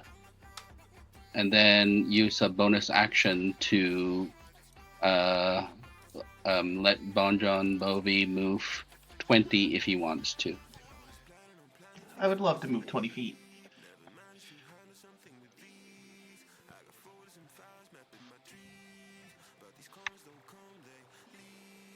Okay, that's it. End turn. And that's almost a lightning bolt caster's dream right there. Let's see. Oh, Gilly made the cardinal mistake. She went and got herself a little summoned creature and then just left it behind there in the rain. How sad. Let's bring me with you. I wanna be with Yeah. Genzo's owl swips down and eats it. Oh, God. No, you idiot. Hawks eat squirrels. All right. Otrell is next. And I think bonus action this round. Let's pass the orange resistance over to Celestiana, just in case she gets hit. It'll be half damage. And we're going to step a little closer here and draw another attack on the Class A. Another solid strike right there. Another 11 damage. All right. We need to get Otrell some arms. We're going to bonus action dash over here behind the same building that the zombie keeps using for cover. And then Tyler, that's over to your turn.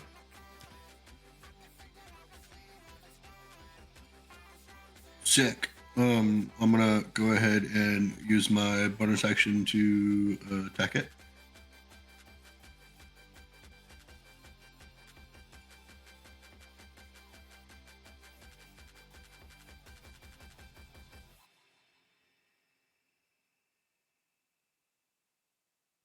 That is a good hit. Not so good on the damage wise though, for higher level casting. 14 damage though, we'll take it.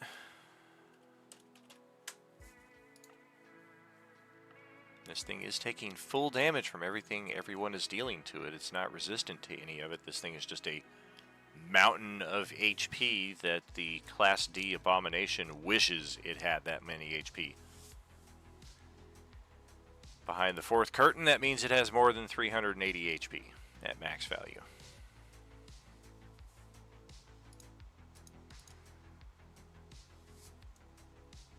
Not too bad. I mean, yeah, whole party against this thing, you've got a decent chance, but you can see just how quickly it can shred any one of you down as well. Is that it for Tyler? That's just his bonus action, yeah? Yep. I'm gonna cast Aura Vitality as for my action. Ooh. Concentration, 30-foot aura. Any color preference for the aura? Green. Green. I've got forest or neon. Forest. All right, let's bring this one out. Boom! Oh man, Genzo's got a great laugh there. Always love to hear it. Okay, that's also concentration. I like to use the little dim eye there to reflect that. Always evolving at our tabletops here. That's your action. Any movement? Yes, I will move 15? 15? Maybe 20? Cool. Oh, you know it'll be great is when they upgrade Roll20 and they make it so that these auras we can add on have like a minimal amount of animation, like the little dark clouds or the mist effect I was using on Sunday night.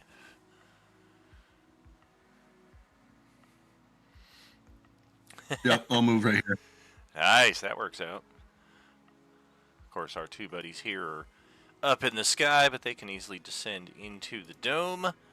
The orange will take its turn, reset its reactions and its legendaries. Well, shoot, this is going to be... Yeah, let's check.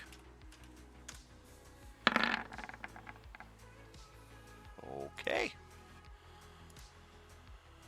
We like the two guys that are floating up here above us. So we're going to bonus action launch ourselves 60 feet into the air, almost straight up, and take 2 attacks on each of you on the way down.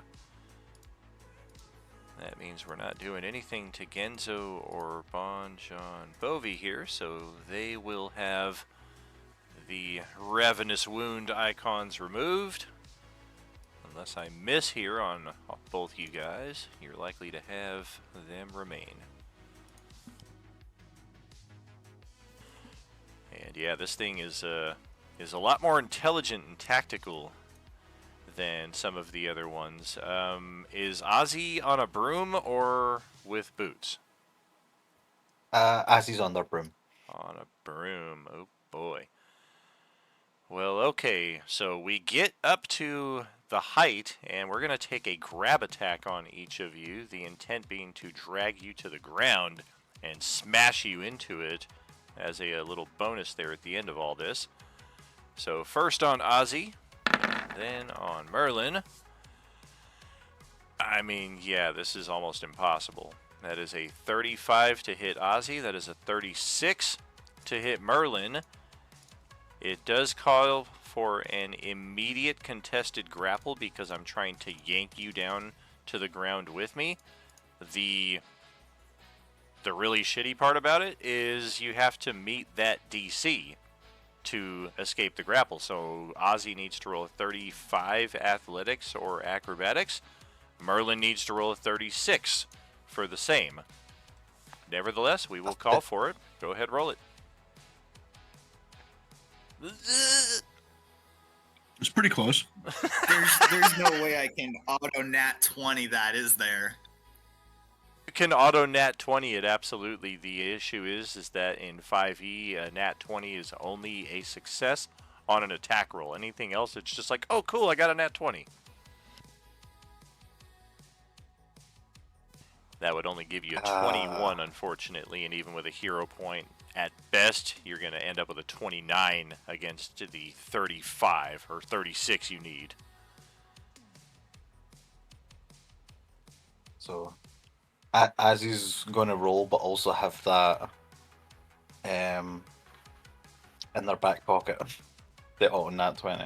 Gotcha. Oh yeah, you can always use that after the fact. Ooh. I mean, almost naturally right there, but you got to use an inspo, which do you use? Or you get an nat 20 every session. With Blade Song, I have advantage on acrobatics checks. Well, that's quite handy. Go. You're still short by 7, but that's a very handy thing to start with.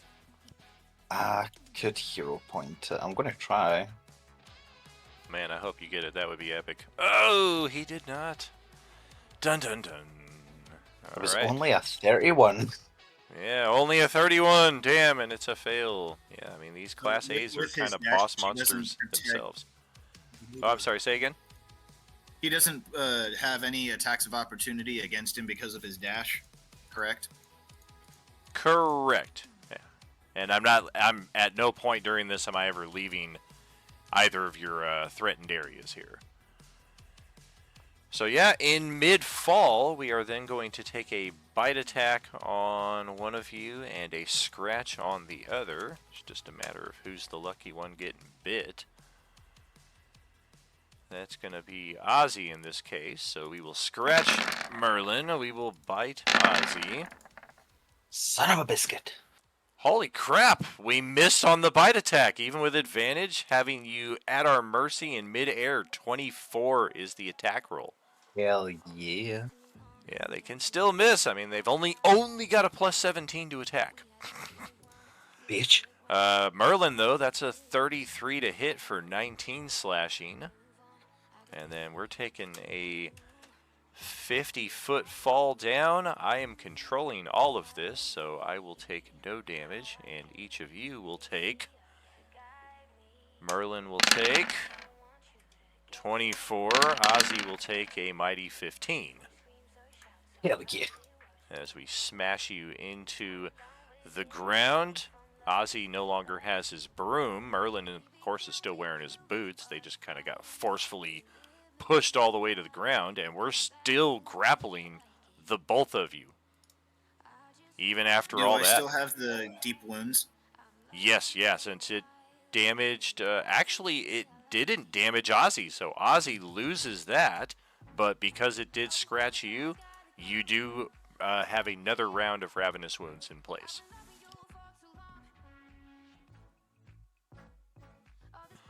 And that does it for that. So that brings it up to Bonjon Bovi, who's now looking at both his companions here prone and grappled and almost like kind of smashed into the dirt.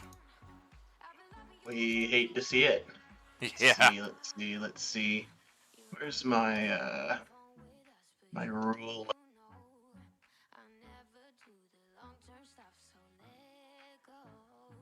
Yeah, so I'm gonna run up on them and give them what for. Via Team Us.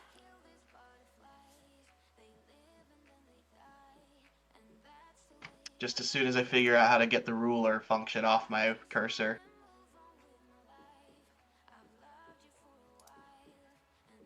Works for me. Sounds like another gardening break here. Oh, nope, he moved too quick. Now I gotta stay here. Unfortunately, no flank because we've got them grappled and smashed into the ground, but you've got this thing kind of attacking it from behind. Jeez, what the heck? All shit rolls. Man, what happened to the badass frickin' Bonjon Bovi from last round? I used all my good luck, apparently. I guess Could so. That's 3 whips in a row, huh? Can That I hurts. can I inspo the last one and hero point the second and the third one, please? Inspo the last one and hero point the last one? Yes. And then hero point the second one? Yes. Okay, roll it up. So for the second attack, Technically, Bonjon would get a just a reroll on that third attack. Never know, you might get a natural 20. well, yeah, reroll the third one then. That's for the 13. Darn. So 17 is still our high mark. And then 13 plus 7 is 20, and 17 plus 4 is 21. So that turns 2 misses into 2 hits for 29 damage. And we'll take it. That'll be all. Thanks for the help. Ozzy's just kind of like, no, attack! Over Hey, that. you idiot! Up there! Oh, God, no, it's not weak from that direction. Okay, We'll well... always help the homies. I think let's have Celestiana take her turn. I'm gonna hit him with Guiding Bolt. Solid Yeah. play. Damn, Maybe that's not. a damn good amount of damage to leave on the field, too. Well, I'll follow that up with my archer, I guess.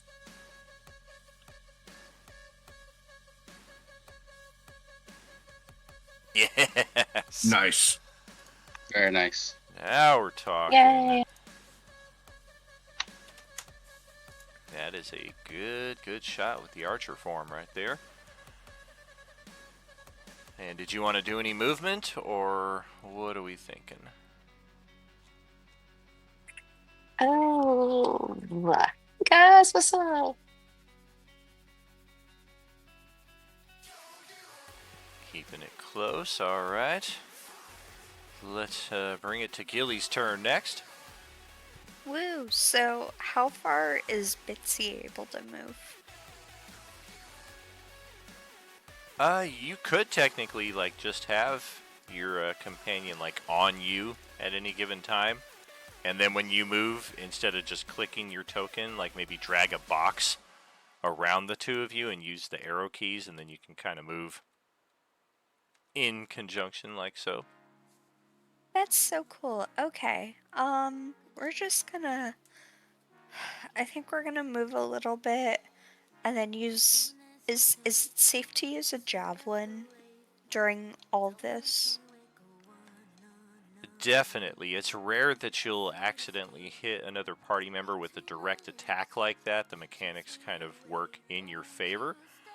But if you don't want to be attacking our guy over here with a cover bonus, then you'll try to not have Bon John Bovi between you and the attack. So maybe like try to get closer over to here or something like that.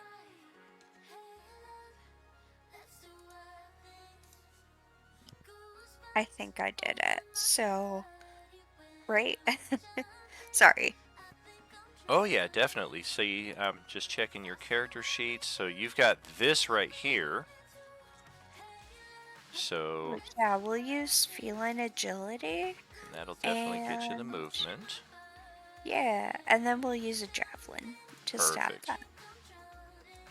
Yeah, we've got no cover whatsoever from this angle. We still have a 20 armor class, however, so may the force be with you.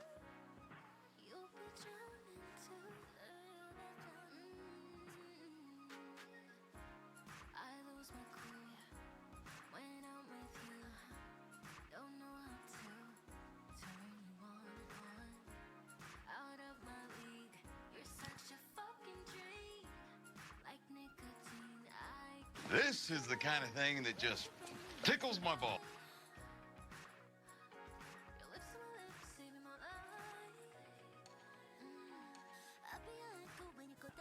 Posted up. I'm not sure if that allows exclusion. There's that javelin right there. You do get your once a session inspiration and hero point for your supporter subscription there, Kayla, if you want to use that to turn that into a hit. Yeah, let's do that. Alright. Every bit of damage here will count. Let's see. When a creature moves into it, blah, blah, blah, blah, blah, or starts its turn there. Yeah, looks like that will affect everybody. Unless they happen to be immune to radiant damage. I mean, I guess Tyler would not be as impacted as others might. But let's start a new round. Fine, do it. I'll be fine. The rest of them, I can heal them. Our first legendary interrupt. We're going to do a back kick on Bon John Bovi here.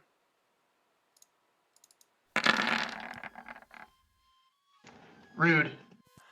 That is a 23 to hit for 26 damage. I'm gonna shield it. Oh, damn. Unfortunately, we've got that shield buster, which just breaks right through it. That breaks through my increased armor class?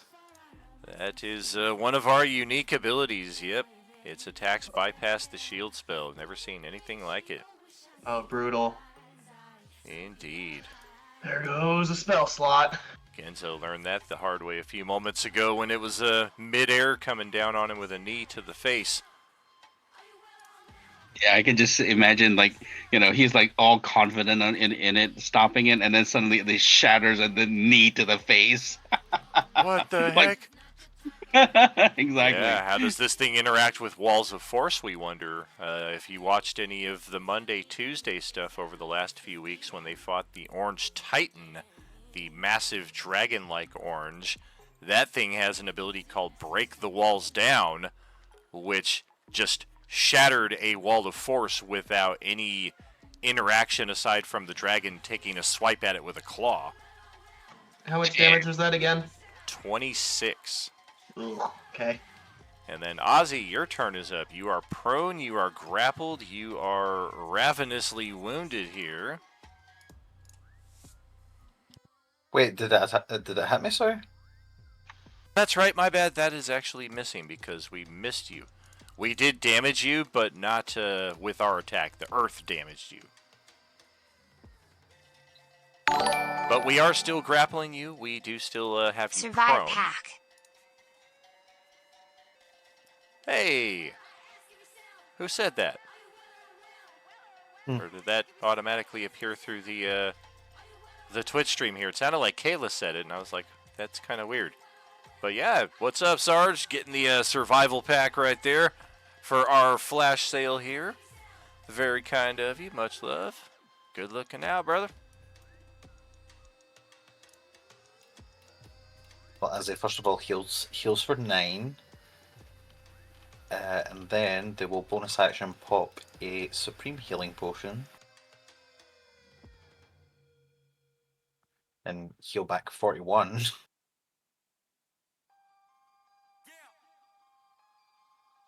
And heal back 41. Well, that's handy. So up to 85. Supreme one-hitter. Yeah. That's funny. I didn't catch it because I was using my Supreme strawberry pipe here. Strawberry Fields forever. You got to name your spells. And then I'm just gonna. Well, that's not off spell set. I'm gonna cast haste on myself. Oh gosh. How many icons can you stack on one token here? As many as it takes to kill this thing. And then they will. They will attack with their hasted action. Are you gonna stand up? I will stand up, yeah.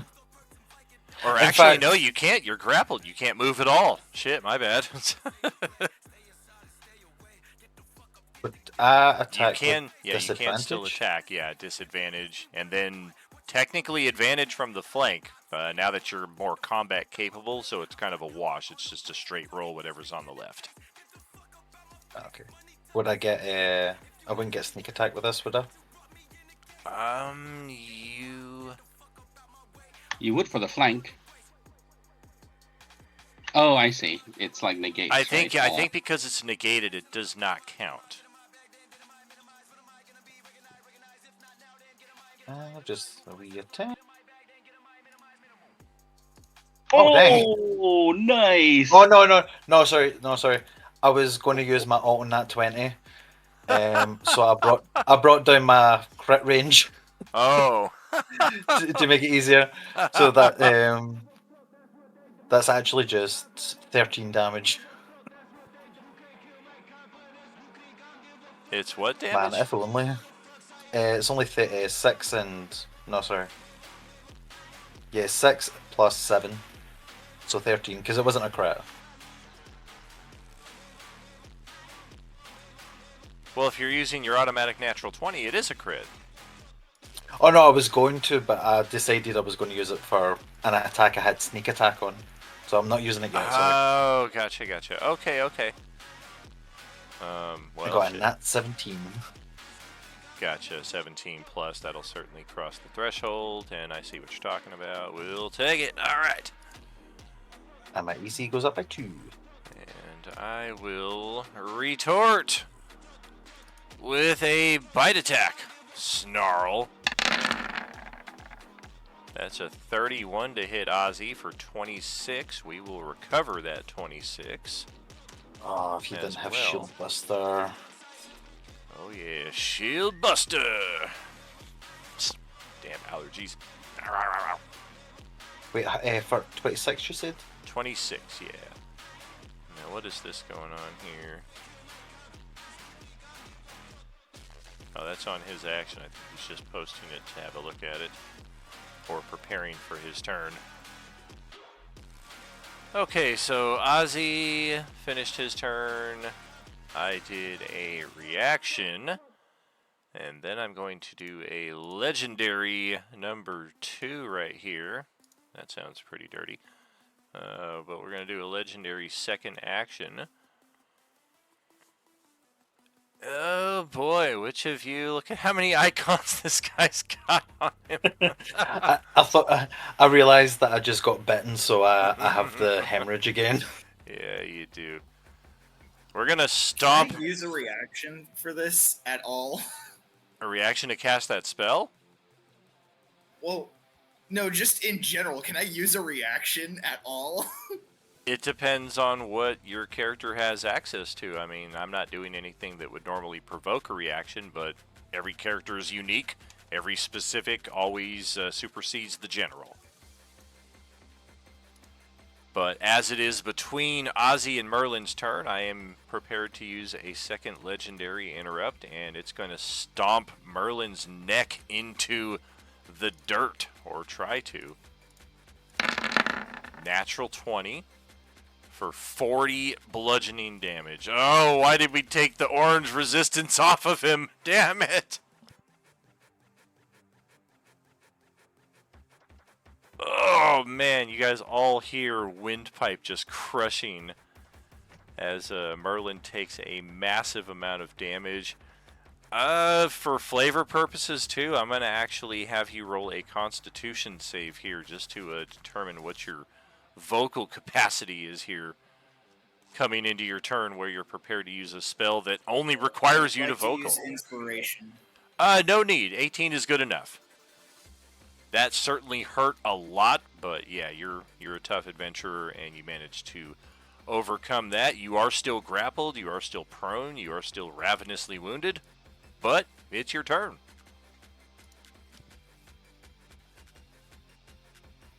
Yeah, that spell that I posted, it would have resistant to the psychic damage, correct?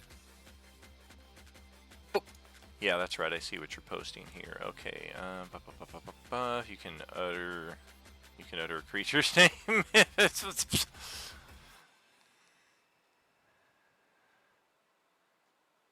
I mean, you can totally see it, so that's fine. Intelligence saving throw, psychic damage, incapacitado.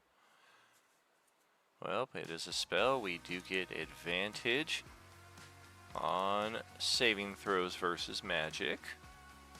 Intelligence is not our specialty, though, so this could be interesting. Oh, even with wait a minute, is your DC actually a 15? No, it's a 17. Alright, I got a 15, so we are going to be psychic damage and incapacitated until the start of your next turn, which that is huge. Not often you're able to get an incapacitation on a big boss like this. There's part of the damage and the save on above it. No After actions, he no reactions. throat stomped me, I cast this spell just yelling at him. I'm going to say as part of the incapacitation, it also loses its grapple on the two of you. It is not resistant to psychic damage, so it'll take... That puts it right back to where it was. It actually just healed 26 from the bite attack it did to Ozzy a few moments ago. Now it's back to where it was. I'm going to use my movement to stand up and give Bon John Bovi a potion of superior healing as a bonus action.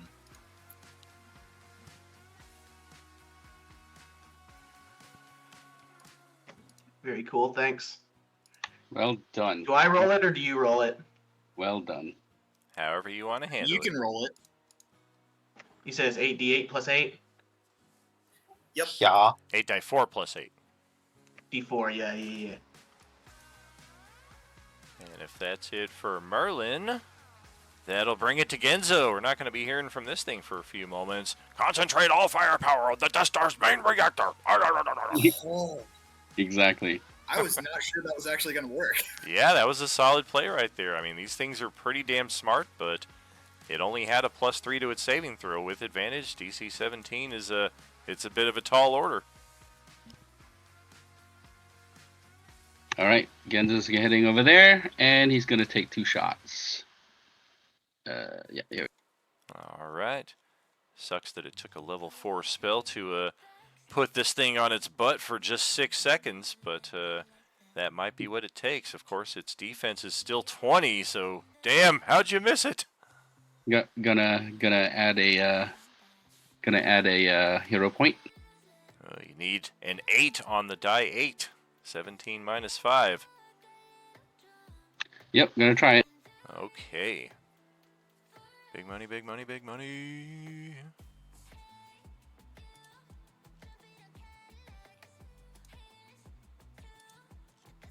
And it's very possible.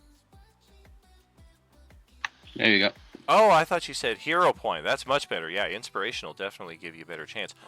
I don't think I've brought it up to this table yet because I don't think I've seen anybody rolling it yet. But if you go to the settings cog on the upper right of your chat log and go to the dice options, you can enable the 3D dice. And when all of us have them enabled, or for everybody who does have them enabled, we can see each other's dice rolling across the tabletop. If you don't select automatically roll the dice, you also have the control over which direction and with how much power you want to throw the dice. So it kind of gives you a little bit of that authentic feel. Of course, digital substitution.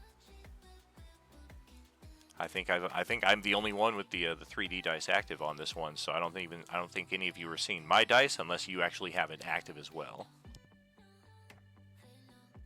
All right. So the natural 20 is going to be a crit, right? Oh yeah. Yeah. If I use that now, so I think Gen's going to use that now. On the second attack. Yeah, on the second attack. Go ahead, roll it anyway. Maybe we'll get we can at least use the baseline damage and then add the crit damage to that. Maybe we'll get lucky and you roll a crit. All right. So 24 damage plus an additional 12 is 36 damage right there. Less that brings us to there. Okay. And then let's see. There's a bonus action that I can do, which is. You guys, Ozzy just freaking vanished. Oh no, he's trying to hide behind Merlin here. Come on, coward! What the hell are you doing? I was looking at the settings and I saw an option that says always display control tokens on top. So I was like, oh, I won't be able to get stuck behind people now. And then it just showed me I couldn't move.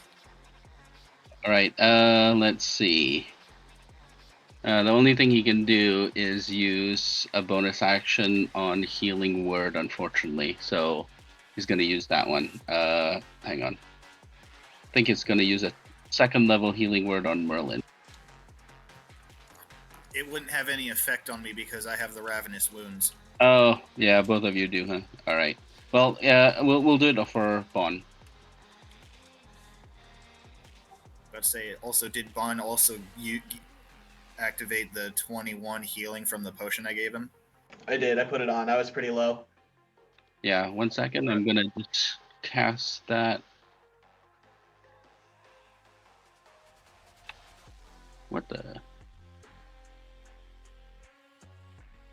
All right. I can't see it on my list. All right. I'll just roll. It's 2d4, I think. 2 die 4 plus 2 for the standard, yeah.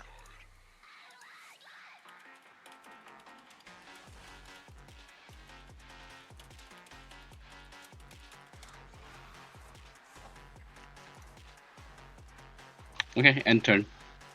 Very good, very good. Let's pass it to Otrell for another guaranteed critical strike. I'm gonna be the one in the turn order that finishes this thing off, you know. Yeah, we'll just kind of step out from behind the house here, and we'll arc an arrow up and down perfectly over Bon John Bovie's head to connect for 14 points of damage. And then we'll step right back over here. Told you guys I was useful. And Tyler, over to your turn. Can I hold my action until after he hit his action? Yes. Because I'm trying to heal people. Yeah, that's totally doable. You can certainly hold your action until the spec being once this thing has passed its turn, then I'll take mine. That totally works. And yeah, this guy's turn will pass without event. We got nothing to do. We're incapacitated.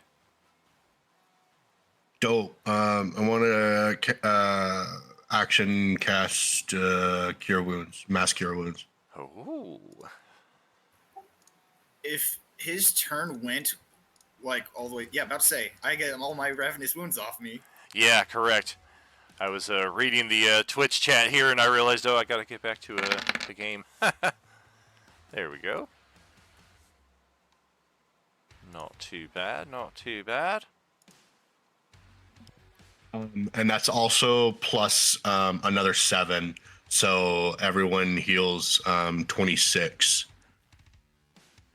Does that include Azzy? Everyone. Hell yeah, I love mass cure wounds. So it's 19 plus what, sorry? 7, so you heal 26. Nice. Yeah, we got those dice on the table now, too. Very nice. Love it. And then, of course, whatever color you've chosen next to your name at the bottom of the screen, or maybe the top, depending on what your Roll20 preferences are, that will be the color of the dice that you roll. And then bonus action healing word.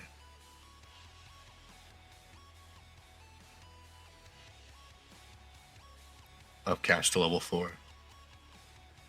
You can't cast 2 leveled spells in the same turn, even with action economy. One of the Yep, spells you're has right. to be. I forgot about that. Yeah. Ignore that healing, guys. Yeah, just the first one. That's The big brutal. one. Big one takes effect. Minus 26. I'll just bonus action hit him then. Very good. Yeah, the big heal definitely takes effect, just not the second one.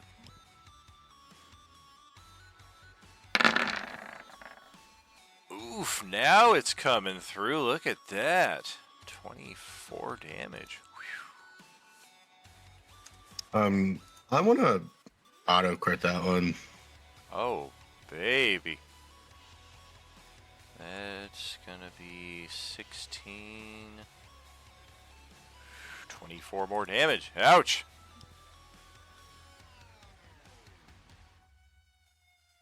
Ouch. That hurt.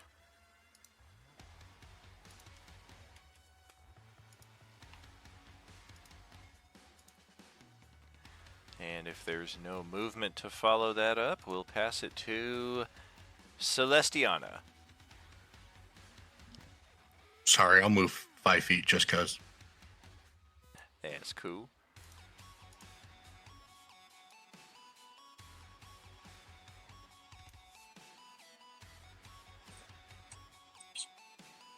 So moving to the side here. And I have a question. Can I use my archer bolt as my main attack and my bonus attack? I'm not familiar enough offhand. Post the ability. It's a long one. Hang on. Oh yeah, that incapacitation is huge. That's 2 reactions and a legendary I haven't been able to take, and my entire turn, so 3 more of each technically in this whole time. Okay, when you activate this turn, and it's a bonus action on the speed of spinning on the attack.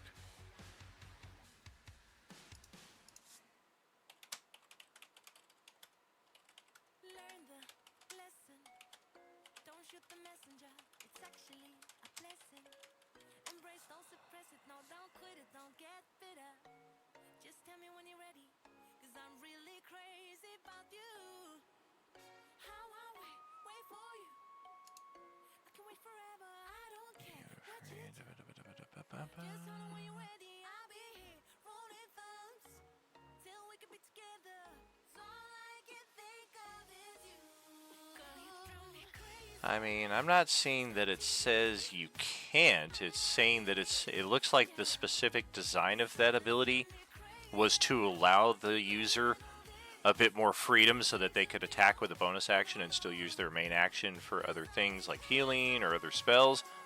But it doesn't say you can't substitute another attack in that respect, which I don't see why you wouldn't be able to. I mean, you would still get an attack with your action. So I can just do the archer twice. Yeah, let's. I mean, I'll look more into it later on. This is always in flux, but I think for right now we can certainly make that happen. That'll hit on the money.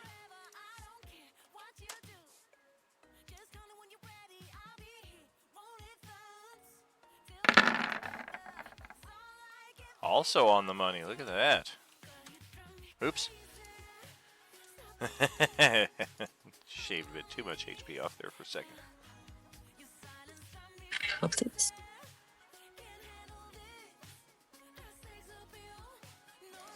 Okay, and if that is it for your turn, that'll pass it to Gilly. Okay, so would I be able to magic missile this little creature here without hitting Merlin, or do I have to move a certain way in order to not hit him? Magic missile's Magic one of the missile's few the things that best. you just say, I do it. You can like turn Perfect, around I'm and gonna cover do your that. eyes and then shoot it over your shoulder and still hit this thing. Yeah, it's like one of the very, very few spells that like doesn't need line of sight or anything. You just, as long as you're in range, it hits. Yeah. If it did hit Merlin, we would be concerned. We'd be very suspicious, like, well, there's no way that misses. Don't think I'm doing this right. Click Oh, it one more time. That's exactly it, yep. 1, 2, and 3. Nice! 14 damage. We'll take all of it. Oh no, 5 damage, Merlin. I don't know if any of you caught it over in the Cringe Chicago text play today, though, but Johnny's character just got an interesting suit of reflective plate mail that has a percentage chance to deflect ranged spells, and then it automatically deflects magic missile spells with a 75% chance to turn them back on their caster. Oh dang. Yeah, that's a very interesting relic that he has been passed there for his double annual subscription. Very cool stuff. If Gilly is not taking any move, we'll pass it over to Ozzy's turn here, though.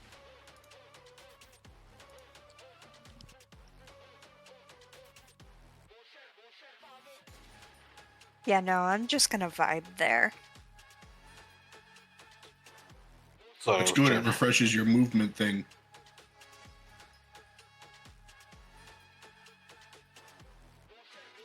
sorry. I'm definitely going to attack. Sorry. Wouldn't you have advantage because he's incapacitated? Oh yeah, Drew. Sorry, I'll roll again. I'm sorry. That is actually not the case. The incapacitation actually just only says I can't take actions or reactions. Correct. But since you're flanking, you should have advantage, right? Yeah, he so- does need to stand up, yeah, but otherwise, As he would have stood up. Sorry. yeah, that's a good call right there. But yeah, otherwise both of those will hit. But for no damage, you took your damage bar off there, and we're gonna play it as it lies. So I can roll a extra cool. Hi-ya! Hassan chop. Ow. And then take these off. I have less than 100 hit points, guys.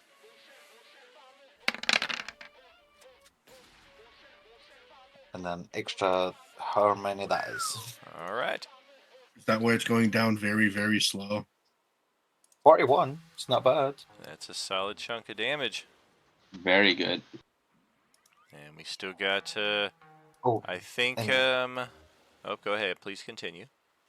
I was just going to say I'm going to bonus action heal as well, just in case. Gotcha. All right. I am now no longer incapacitated. Once Merlin's turn starts, the incapacitation has ended. So go ahead with your turn here. He's gonna burn another 4th level spell slot. Oh my god! I'm gonna do it Beautiful. again. And I do it again. Don't try to take it away from me. I'm not gonna do it again. But right here, I'm gonna do it again. Shine now, nah, nah. Watch me make it. I made it. I got a 20 this time. Ooh.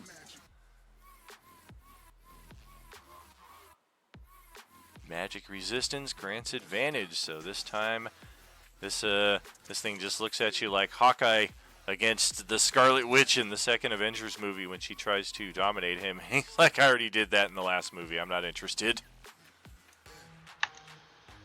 So on a successful save, he has resistant to magic. No, it has resistance to magic already, and that's why it made the saving throw. Because last time he didn't have psychic resistance. It's not psychic resistance, it's resistance to saving throws against spells. Last time I just failed the saving throw on both sides of the dice. I got an 8 and a 15. This time I got a 15 and a 20. I get to use the 20, which means I make the saving throw. And in this case, I take half the psychic damage, and I am not incapacitated. Still 15 damage. Yep, every little bit counts. Every It's little still- bit counts. It is still 15, but I now get to retort against the creature that damaged me. And we're going to start off with we got to go bite. We got to get some of this HP back. 33 to hit, 23 piercing. And yeah, we'll recover 23 damage ourselves. And it's technically still your turn. We just interrupted your attack phase there. And I'm going to use a superior. Oh, I can't. I'm gonna give my superior potion to Bovie again. What a fucking god! Just pumping me full of healing crack. Oh man, yeah, you're gonna need it because this thing is going to take it's gonna go bite crazy now. It's taking a legendary interrupt, and instead of the stun, it's gonna go for it's gonna go for a bite attack on one of the two of you that I've not already bitten. Let's give it a shot. And that is some weak potion right there. It's gonna be Bon John Bovie too, so definitely. Who's quality testing these things, man? This shit sucks. Yeah, that's some expired milk potion right there. The milk's gone bad. Oh, God, it's +8. So it is. Yeah, 24. I got it. And then we're gonna Not hit Bon John Bovie 34 for 25 damage, so that's a net loss of 1. I hate it here. And we get 25 back. And then it's Genzo's turn. Alrighty. cleanse us in flame, Genzo. Yeah, hang on. He's going to cast. Let me see.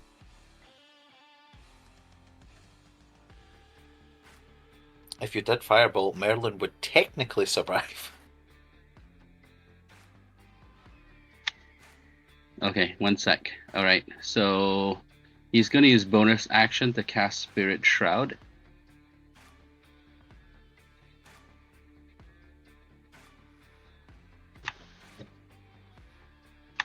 and he's gonna move closer.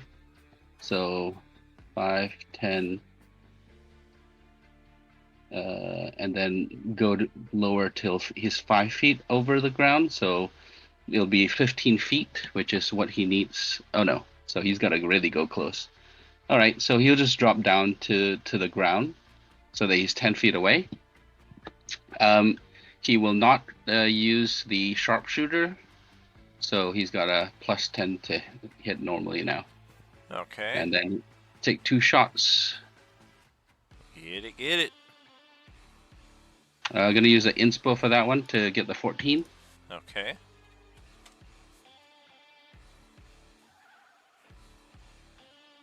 Gotta roll the.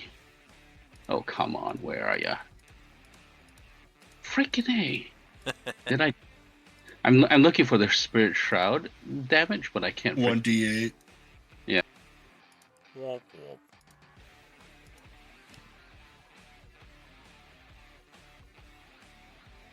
All right, and then second shot. Oh, nice. Another. I'll use a hero point. Damn it! I'm burning through these things. Oh yeah. Hopefully I don't have a boss battle scheduled for week 4. Right. Okay. So that should be a hit. That is. So 16 on that second one. But the important thing is that any creature that takes this damage can't regain hit points until the start of my next turn. Oh yeah, that's also an important caveat. If you've been reading their bite attacks, it specifically says this regain cannot be prevented by any means.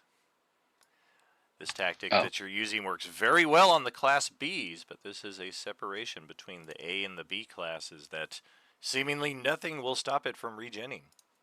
Yeah, well, Genzo didn't know that, and he's like, Right. you know, Dope. he's like, oh, shit. He's like, it's no. Okay, I think that's it. End turn. All And right. his speed is reduced. Speed is reduced by by By 10 10. feet. And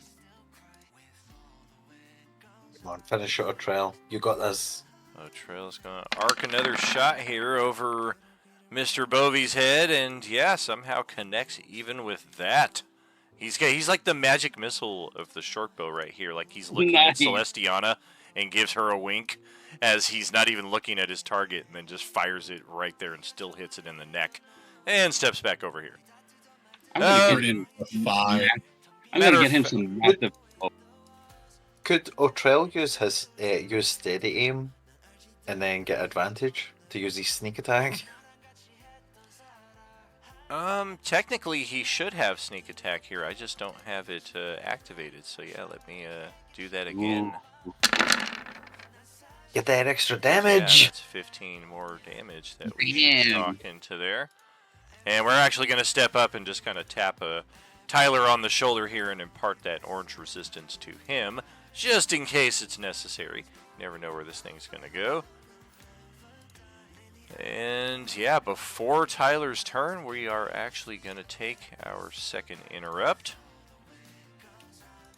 Bring it on.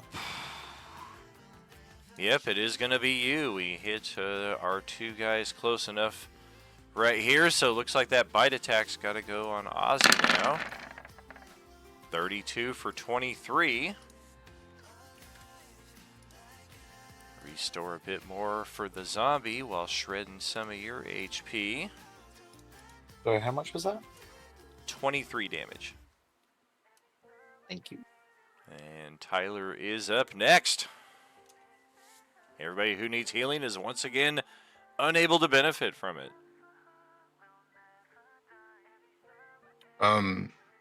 Sorry, not sorry. I'm gonna cast Dawn. Oh, hey, I remember that one. Richter did Never that mind, on I'm a liar. Tuesday. I just noticed the component. Oh, did you not come equipped with it? Gotcha. Dun dun dun.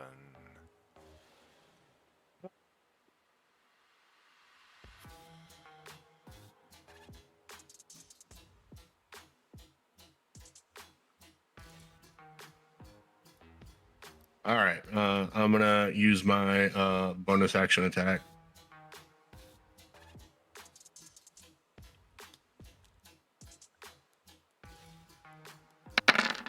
Big money, big money, big money. Oh, what is that? I'm gonna use inspiration. Yeah, I think you should.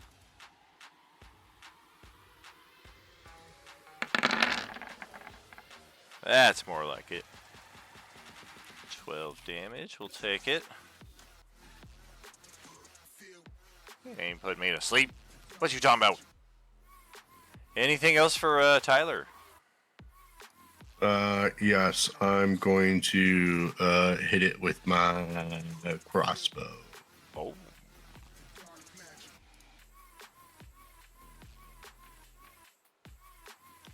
No, I lied.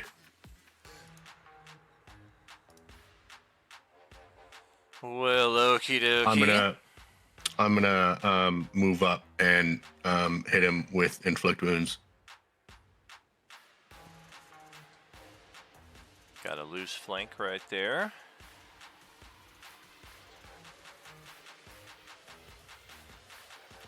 At third level.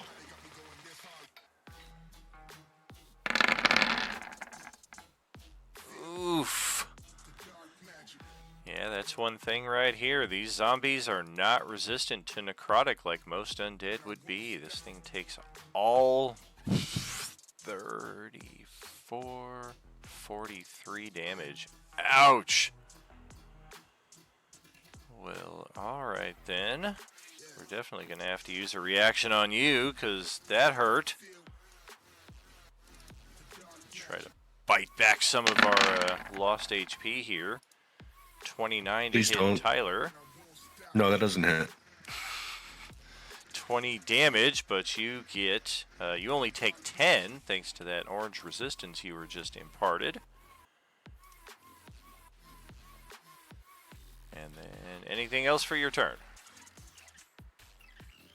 No, that's bonus action and movement, so I'm good.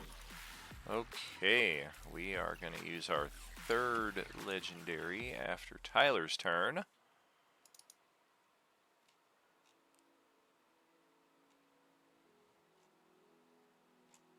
To do our 60-foot dash without provoking attacks of opportunity. Minus 10 feet. Oh, 50 feet then. Alright, 1, 2. Which of the three of you is it gonna be? Oh, without provoking attacks of opportunity, though, unfortunately. Oh dear. Can't use the feet. Here we go again. We're gonna charge all the way over here to Celestiana. And then it's our turn. Let's see, 1, 2, I like these odds.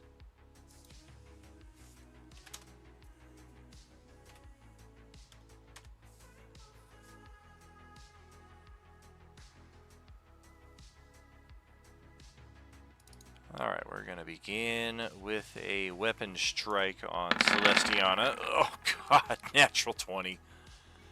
36 points of stabby stab.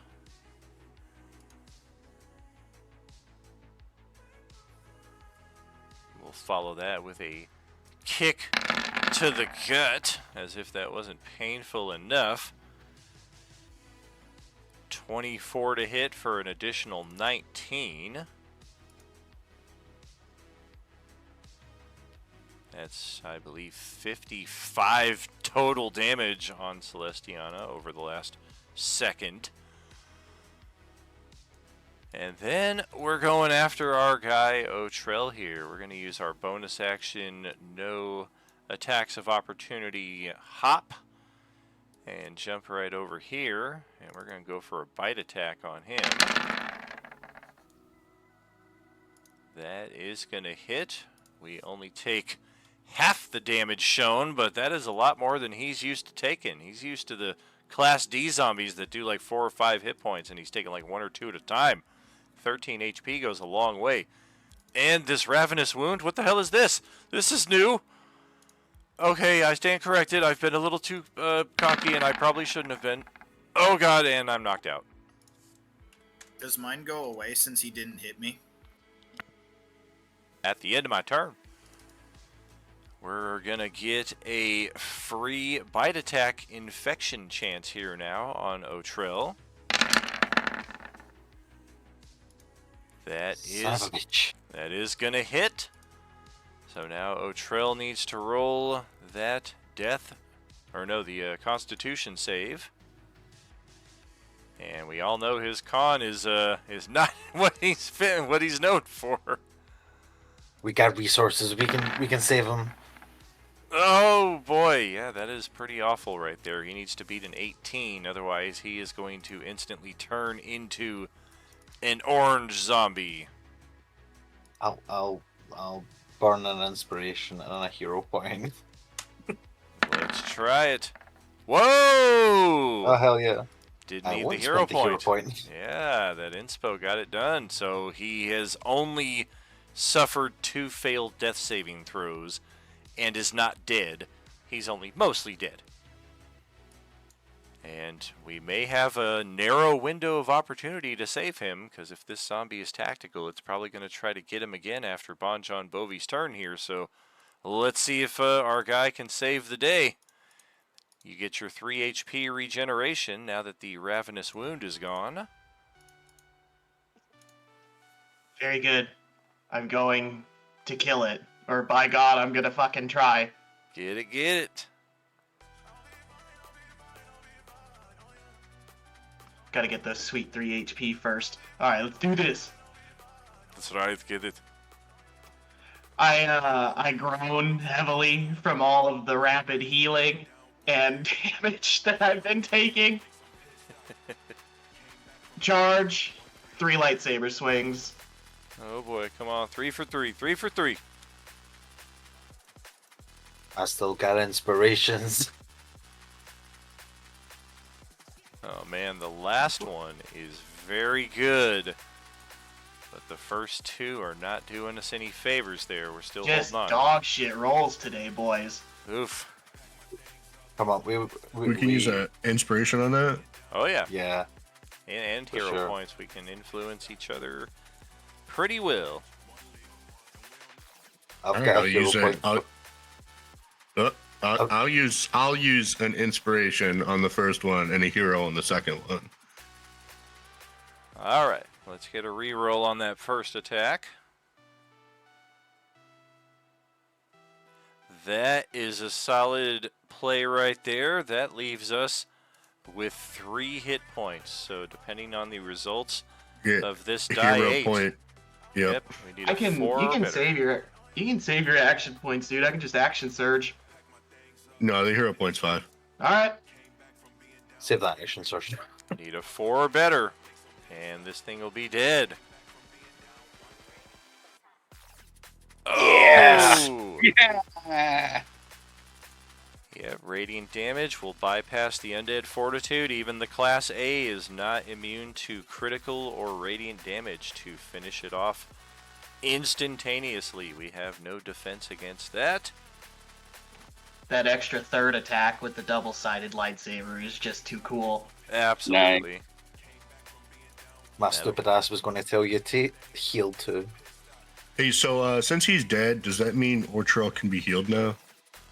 Yes. Sick. I want to heal Yeah, I'll him. go over and stabilize him. Very You good. okay, buddy? I know it was your first outing. Yeah. I save your resources. We can give a potion of Oh. healing or something. Kai comes over and turns him purple. Once Yeah. we stand him back up, I'm like, hey, I go unconscious every fight, man. It's fine. You'll be alright. Walk it off. Yeah. I Sorry, he I was heals. closing thing. He heals. He heals for 13. That's he's very thankful to receive that, and he kind of looks at you all with a bit of panicked embarrassment. That's never happened before. I've never fought one that powerful. wait. Don't you have aura of healing on? No, that's a different character. Oh, I have Aura of Vitality. I could have just bonus actioned it. Yeah, exactly. Yeah. You don't need to use that spell slot. Yeah, good call.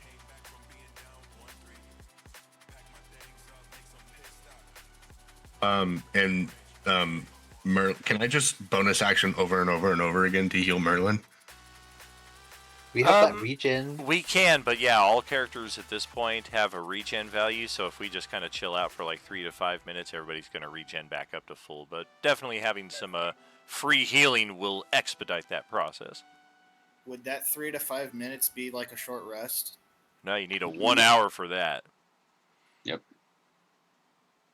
Might be able to find a opportunity in one of these houses, though, if you want to get a short rest. I wouldn't recommend taking it out here in the rain. You'll catch your death of cold. But we definitely take long. We definitely take long enough for everyone to heal up all the way. Certainly. Yeah, we don't need a short rest. I'm standing on a house. Can I stand inside the house instead? You certainly can. Yeah, this place has been vacated, but it was definitely a barn at some point in the recent past. You would probably guess as recent as yesterday. There are signs of panicked evacuation having taken place in here. Most of the tools and other accoutrements are still present within here, but any of the animals or people who lived here are not present at all. Is there anything useful that we could take as like a grappling hook sort of thing? Any sort of useful tools or valuables? Well, the Perhaps tools something are in the burrito range. the tools are certainly useful and subject to player interpretation, creativity. Is there a sunburst pendant worth at least 100 gold pieces? There is not. If there's anything like a crowbar or like any sort of like hooks, I'm gonna take those and stash them in my backpack. Crowbar, definitely able to find one of those. Couple hooks, yep. If there's any crossbow bolts? Easily obtainable. You want me to summon merchant, Tyler? I don't even know what I would buy, so no. Your pendant. I would buy all the components that I have for all my spells. Yeah, you know what? That's a fair point right there. All right, I will summon merchant. Hey, Ozzy, are you giving me those scrolls? Yeah, Ooh, it yes, it I'm should gonna be give 8. you, Tyler, my Mass Cure Wounds spell scroll that I already have. Dope.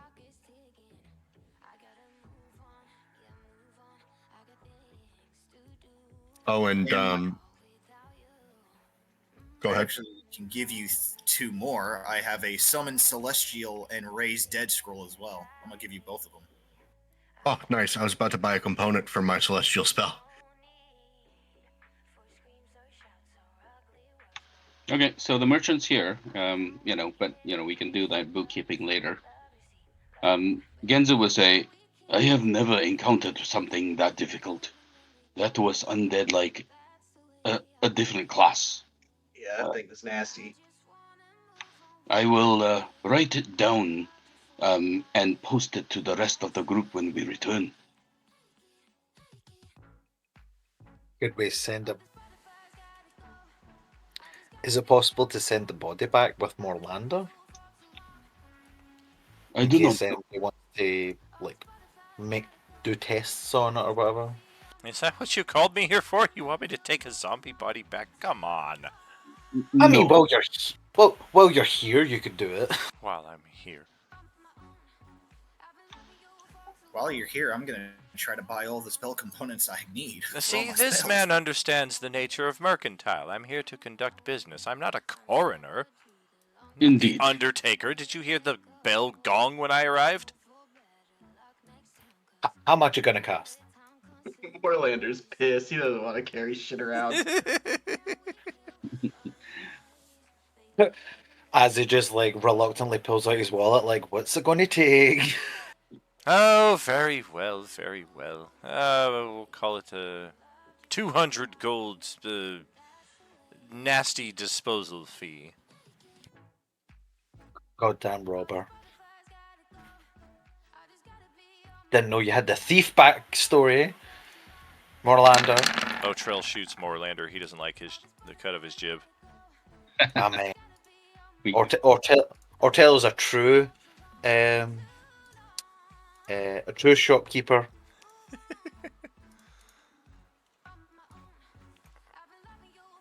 I'm buying all my spell components from Yep. Ortel from now on.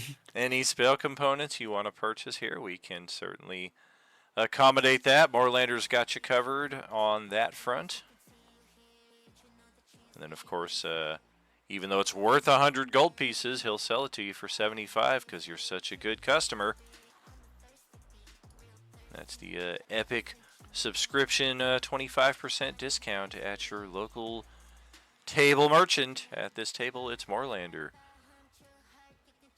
I'll buy all my spell components tomorrow. That's too much math. That's cool. Yep, we already know the merchant is here, and we can knock this out over the next week.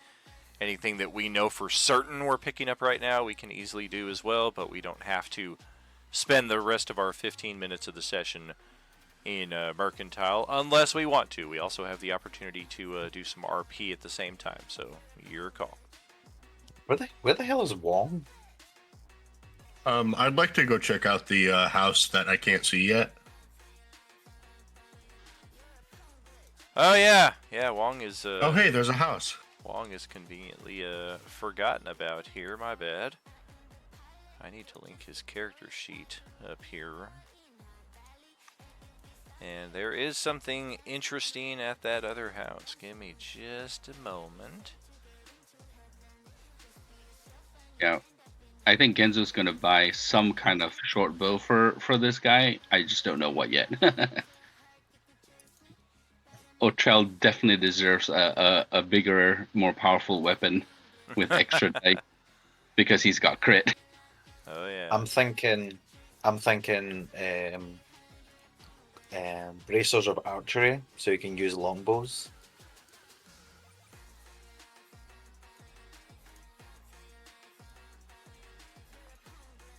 Alright, as far as the other house here to the south, there is movement inside of this house as soon as you guys arrive. And somebody actually comes to the front door and kind of sticks their head out curiously.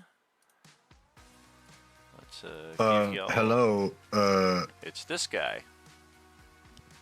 Wow, a handsome orc. Do you have a life partner, or are you open to one? As he asks the same question. It's been hello. some time since I've been propositioned so directly, but I can't say it's the first time. Greetings, I am called Wold. Who might you be? My name's Tyler. If you're walking around out here so nonchalantly, would I be correct in assuming that that troublesome undead has been felled at your hands? Mine and my friends. Beautiful. Please do come inside. Get out of that wet rain. We don't have much, but we at least have hot soup and cold ale. I do like me some soup. You don't mind if my floating weapon here pops in, do you? Oh, not at all. I just, please don't target one of us with it. And let's... Are all of these names people? They are. Jesus. All of you, move your characters over to here.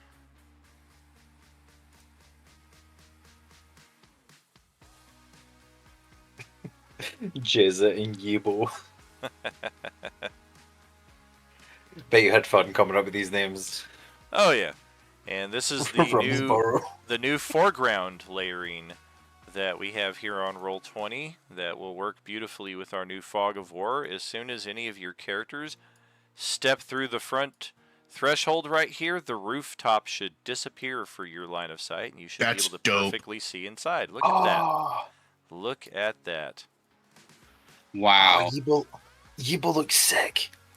I used it for the first time on a illusory terrain for the party members, but this is kind of more what they present it as, like tree canopies, rooftops. So Wold we've already met. Cleese is a gnome of rather diminutive features, perhaps as small as our tiny Gilly in the party here. Yibo appears to be some sort of foxkin, lightly playing on a homemade flute. The Owlin is introduced to you, and it just speaks a very broken common and just requests that you call it Green Eyes because nobody can ever get its name right. Fortia would appear to be one of the native denizens of this realm, one of the few survivors, it would seem, as we learn in short order about our people here. They are all survivors of the recent zombie horde that came through the area. Most, if not all, people who lived in this area of the region are slain. We've also got the very quiet and mysterious Jezit, who might be a drow or perhaps even a Goliathkin of some sort. Very, very happy, and of course the one passing out the ale here in the back room is the Goblin Chi. Camille I appears wish to make be friends with the Goblin Chi. nice. Camille appears to possibly have worked at this establishment even before the zombie incursion came through. She seems to know her way around the area very well, providing blankets, warm clothes, pillows, drinks, and whatever it is that your characters may have need of. And we've got somebody who is definitely intoxicated at this point of the game, the appropriately named Rumsborough. And it does appear that I neglected two of our characters here, so let me grab that off my notes in the ensuing minutes. But last but not least of the named characters, we have designation Danamari War Machine 8221. For those familiar with Enemir lore, I don't expect anybody at this table to be in that boat to any great degree. That is my homebrew campaign that's been running since 2001. The Danamari section of the world is the most influenced by Final Fantasy. It's a lot of high tech mixed with high fantasy and high magic, and a lot of modern accoutrements as well, such as vehicles, airships. At the height of their kingdom, they actually ascended their 16 most prominent cities atop floating citadels so that they could watch over the world from above. They were just that high tech and that powerful. The Danamari War Machines are warforged as we might expect, and they are quite powerful when they are at their full capacity. It's been a while since a war machine has been seen in its prime.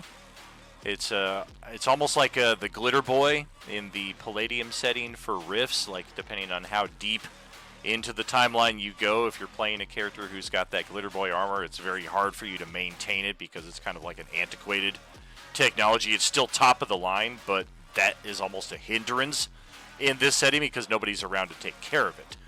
So this definitely resembles a top-of-the-line war machine that has seen better days. I mean, even to the extent that it probably spent some time deactivated out in the wilderness. It's got shit growing out of it, for crying out loud. And otherwise, I'll leave you to wander the map here for a few moments. This will be the site that we close out our session and pick it up from next Thursday, but we'll have a few moments here to wander around as you like.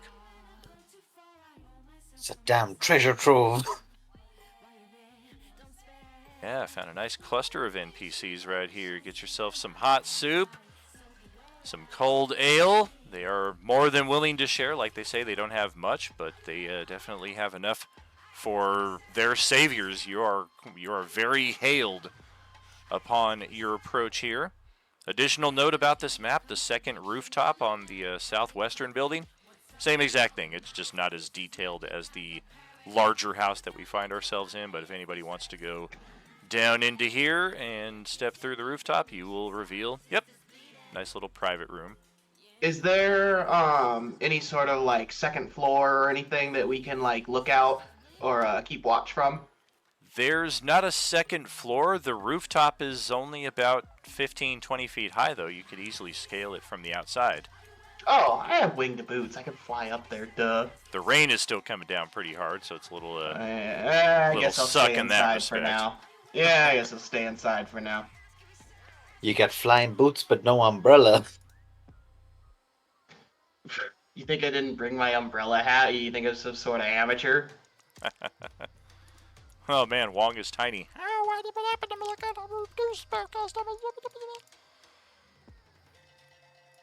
Get O'Trail into the action here also.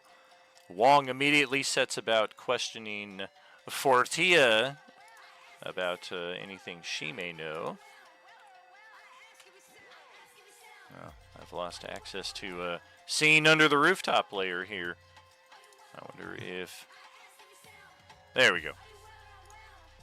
So yeah, Wong is questioning Fortia about her knowledge of any Yakuza in the area, if there are any clusters, any gang members that he might be able to reconvene with. He's definitely trying to pass himself off as one of their number. Her response is that there was a group of them just yesterday, but when the zombie horde came through, they were all slain. Their bodies are actually in the back lot over here, being prepared for burial. And at that, Wong is going to step on out here to go check on the condition of them. Stepping back inside a few moments later to report to all of you that while obviously destroyed, the Yakuza's bodies are not in the worst shape. I know some of you have magic. Do any of you have a magic that might clean and restore damaged clothing? I think we may have the disguises we are looking for here if we are able to mend them. I don't have mend. I am able to clean, but not able to mend with magic.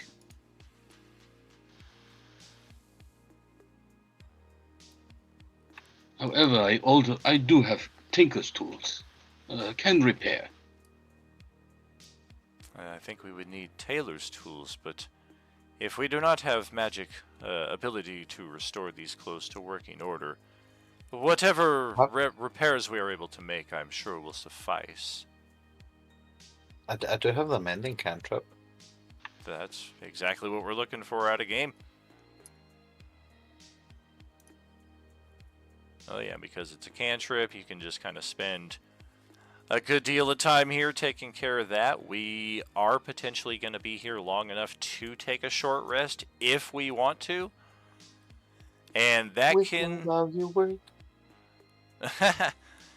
That's entirely up to your group, but that will be where we close out tonight's session, having arrived at a temporary bastion of safety after numerous encounters on the road that did not go very well in many occasions. We don't have any initiative to track this time around.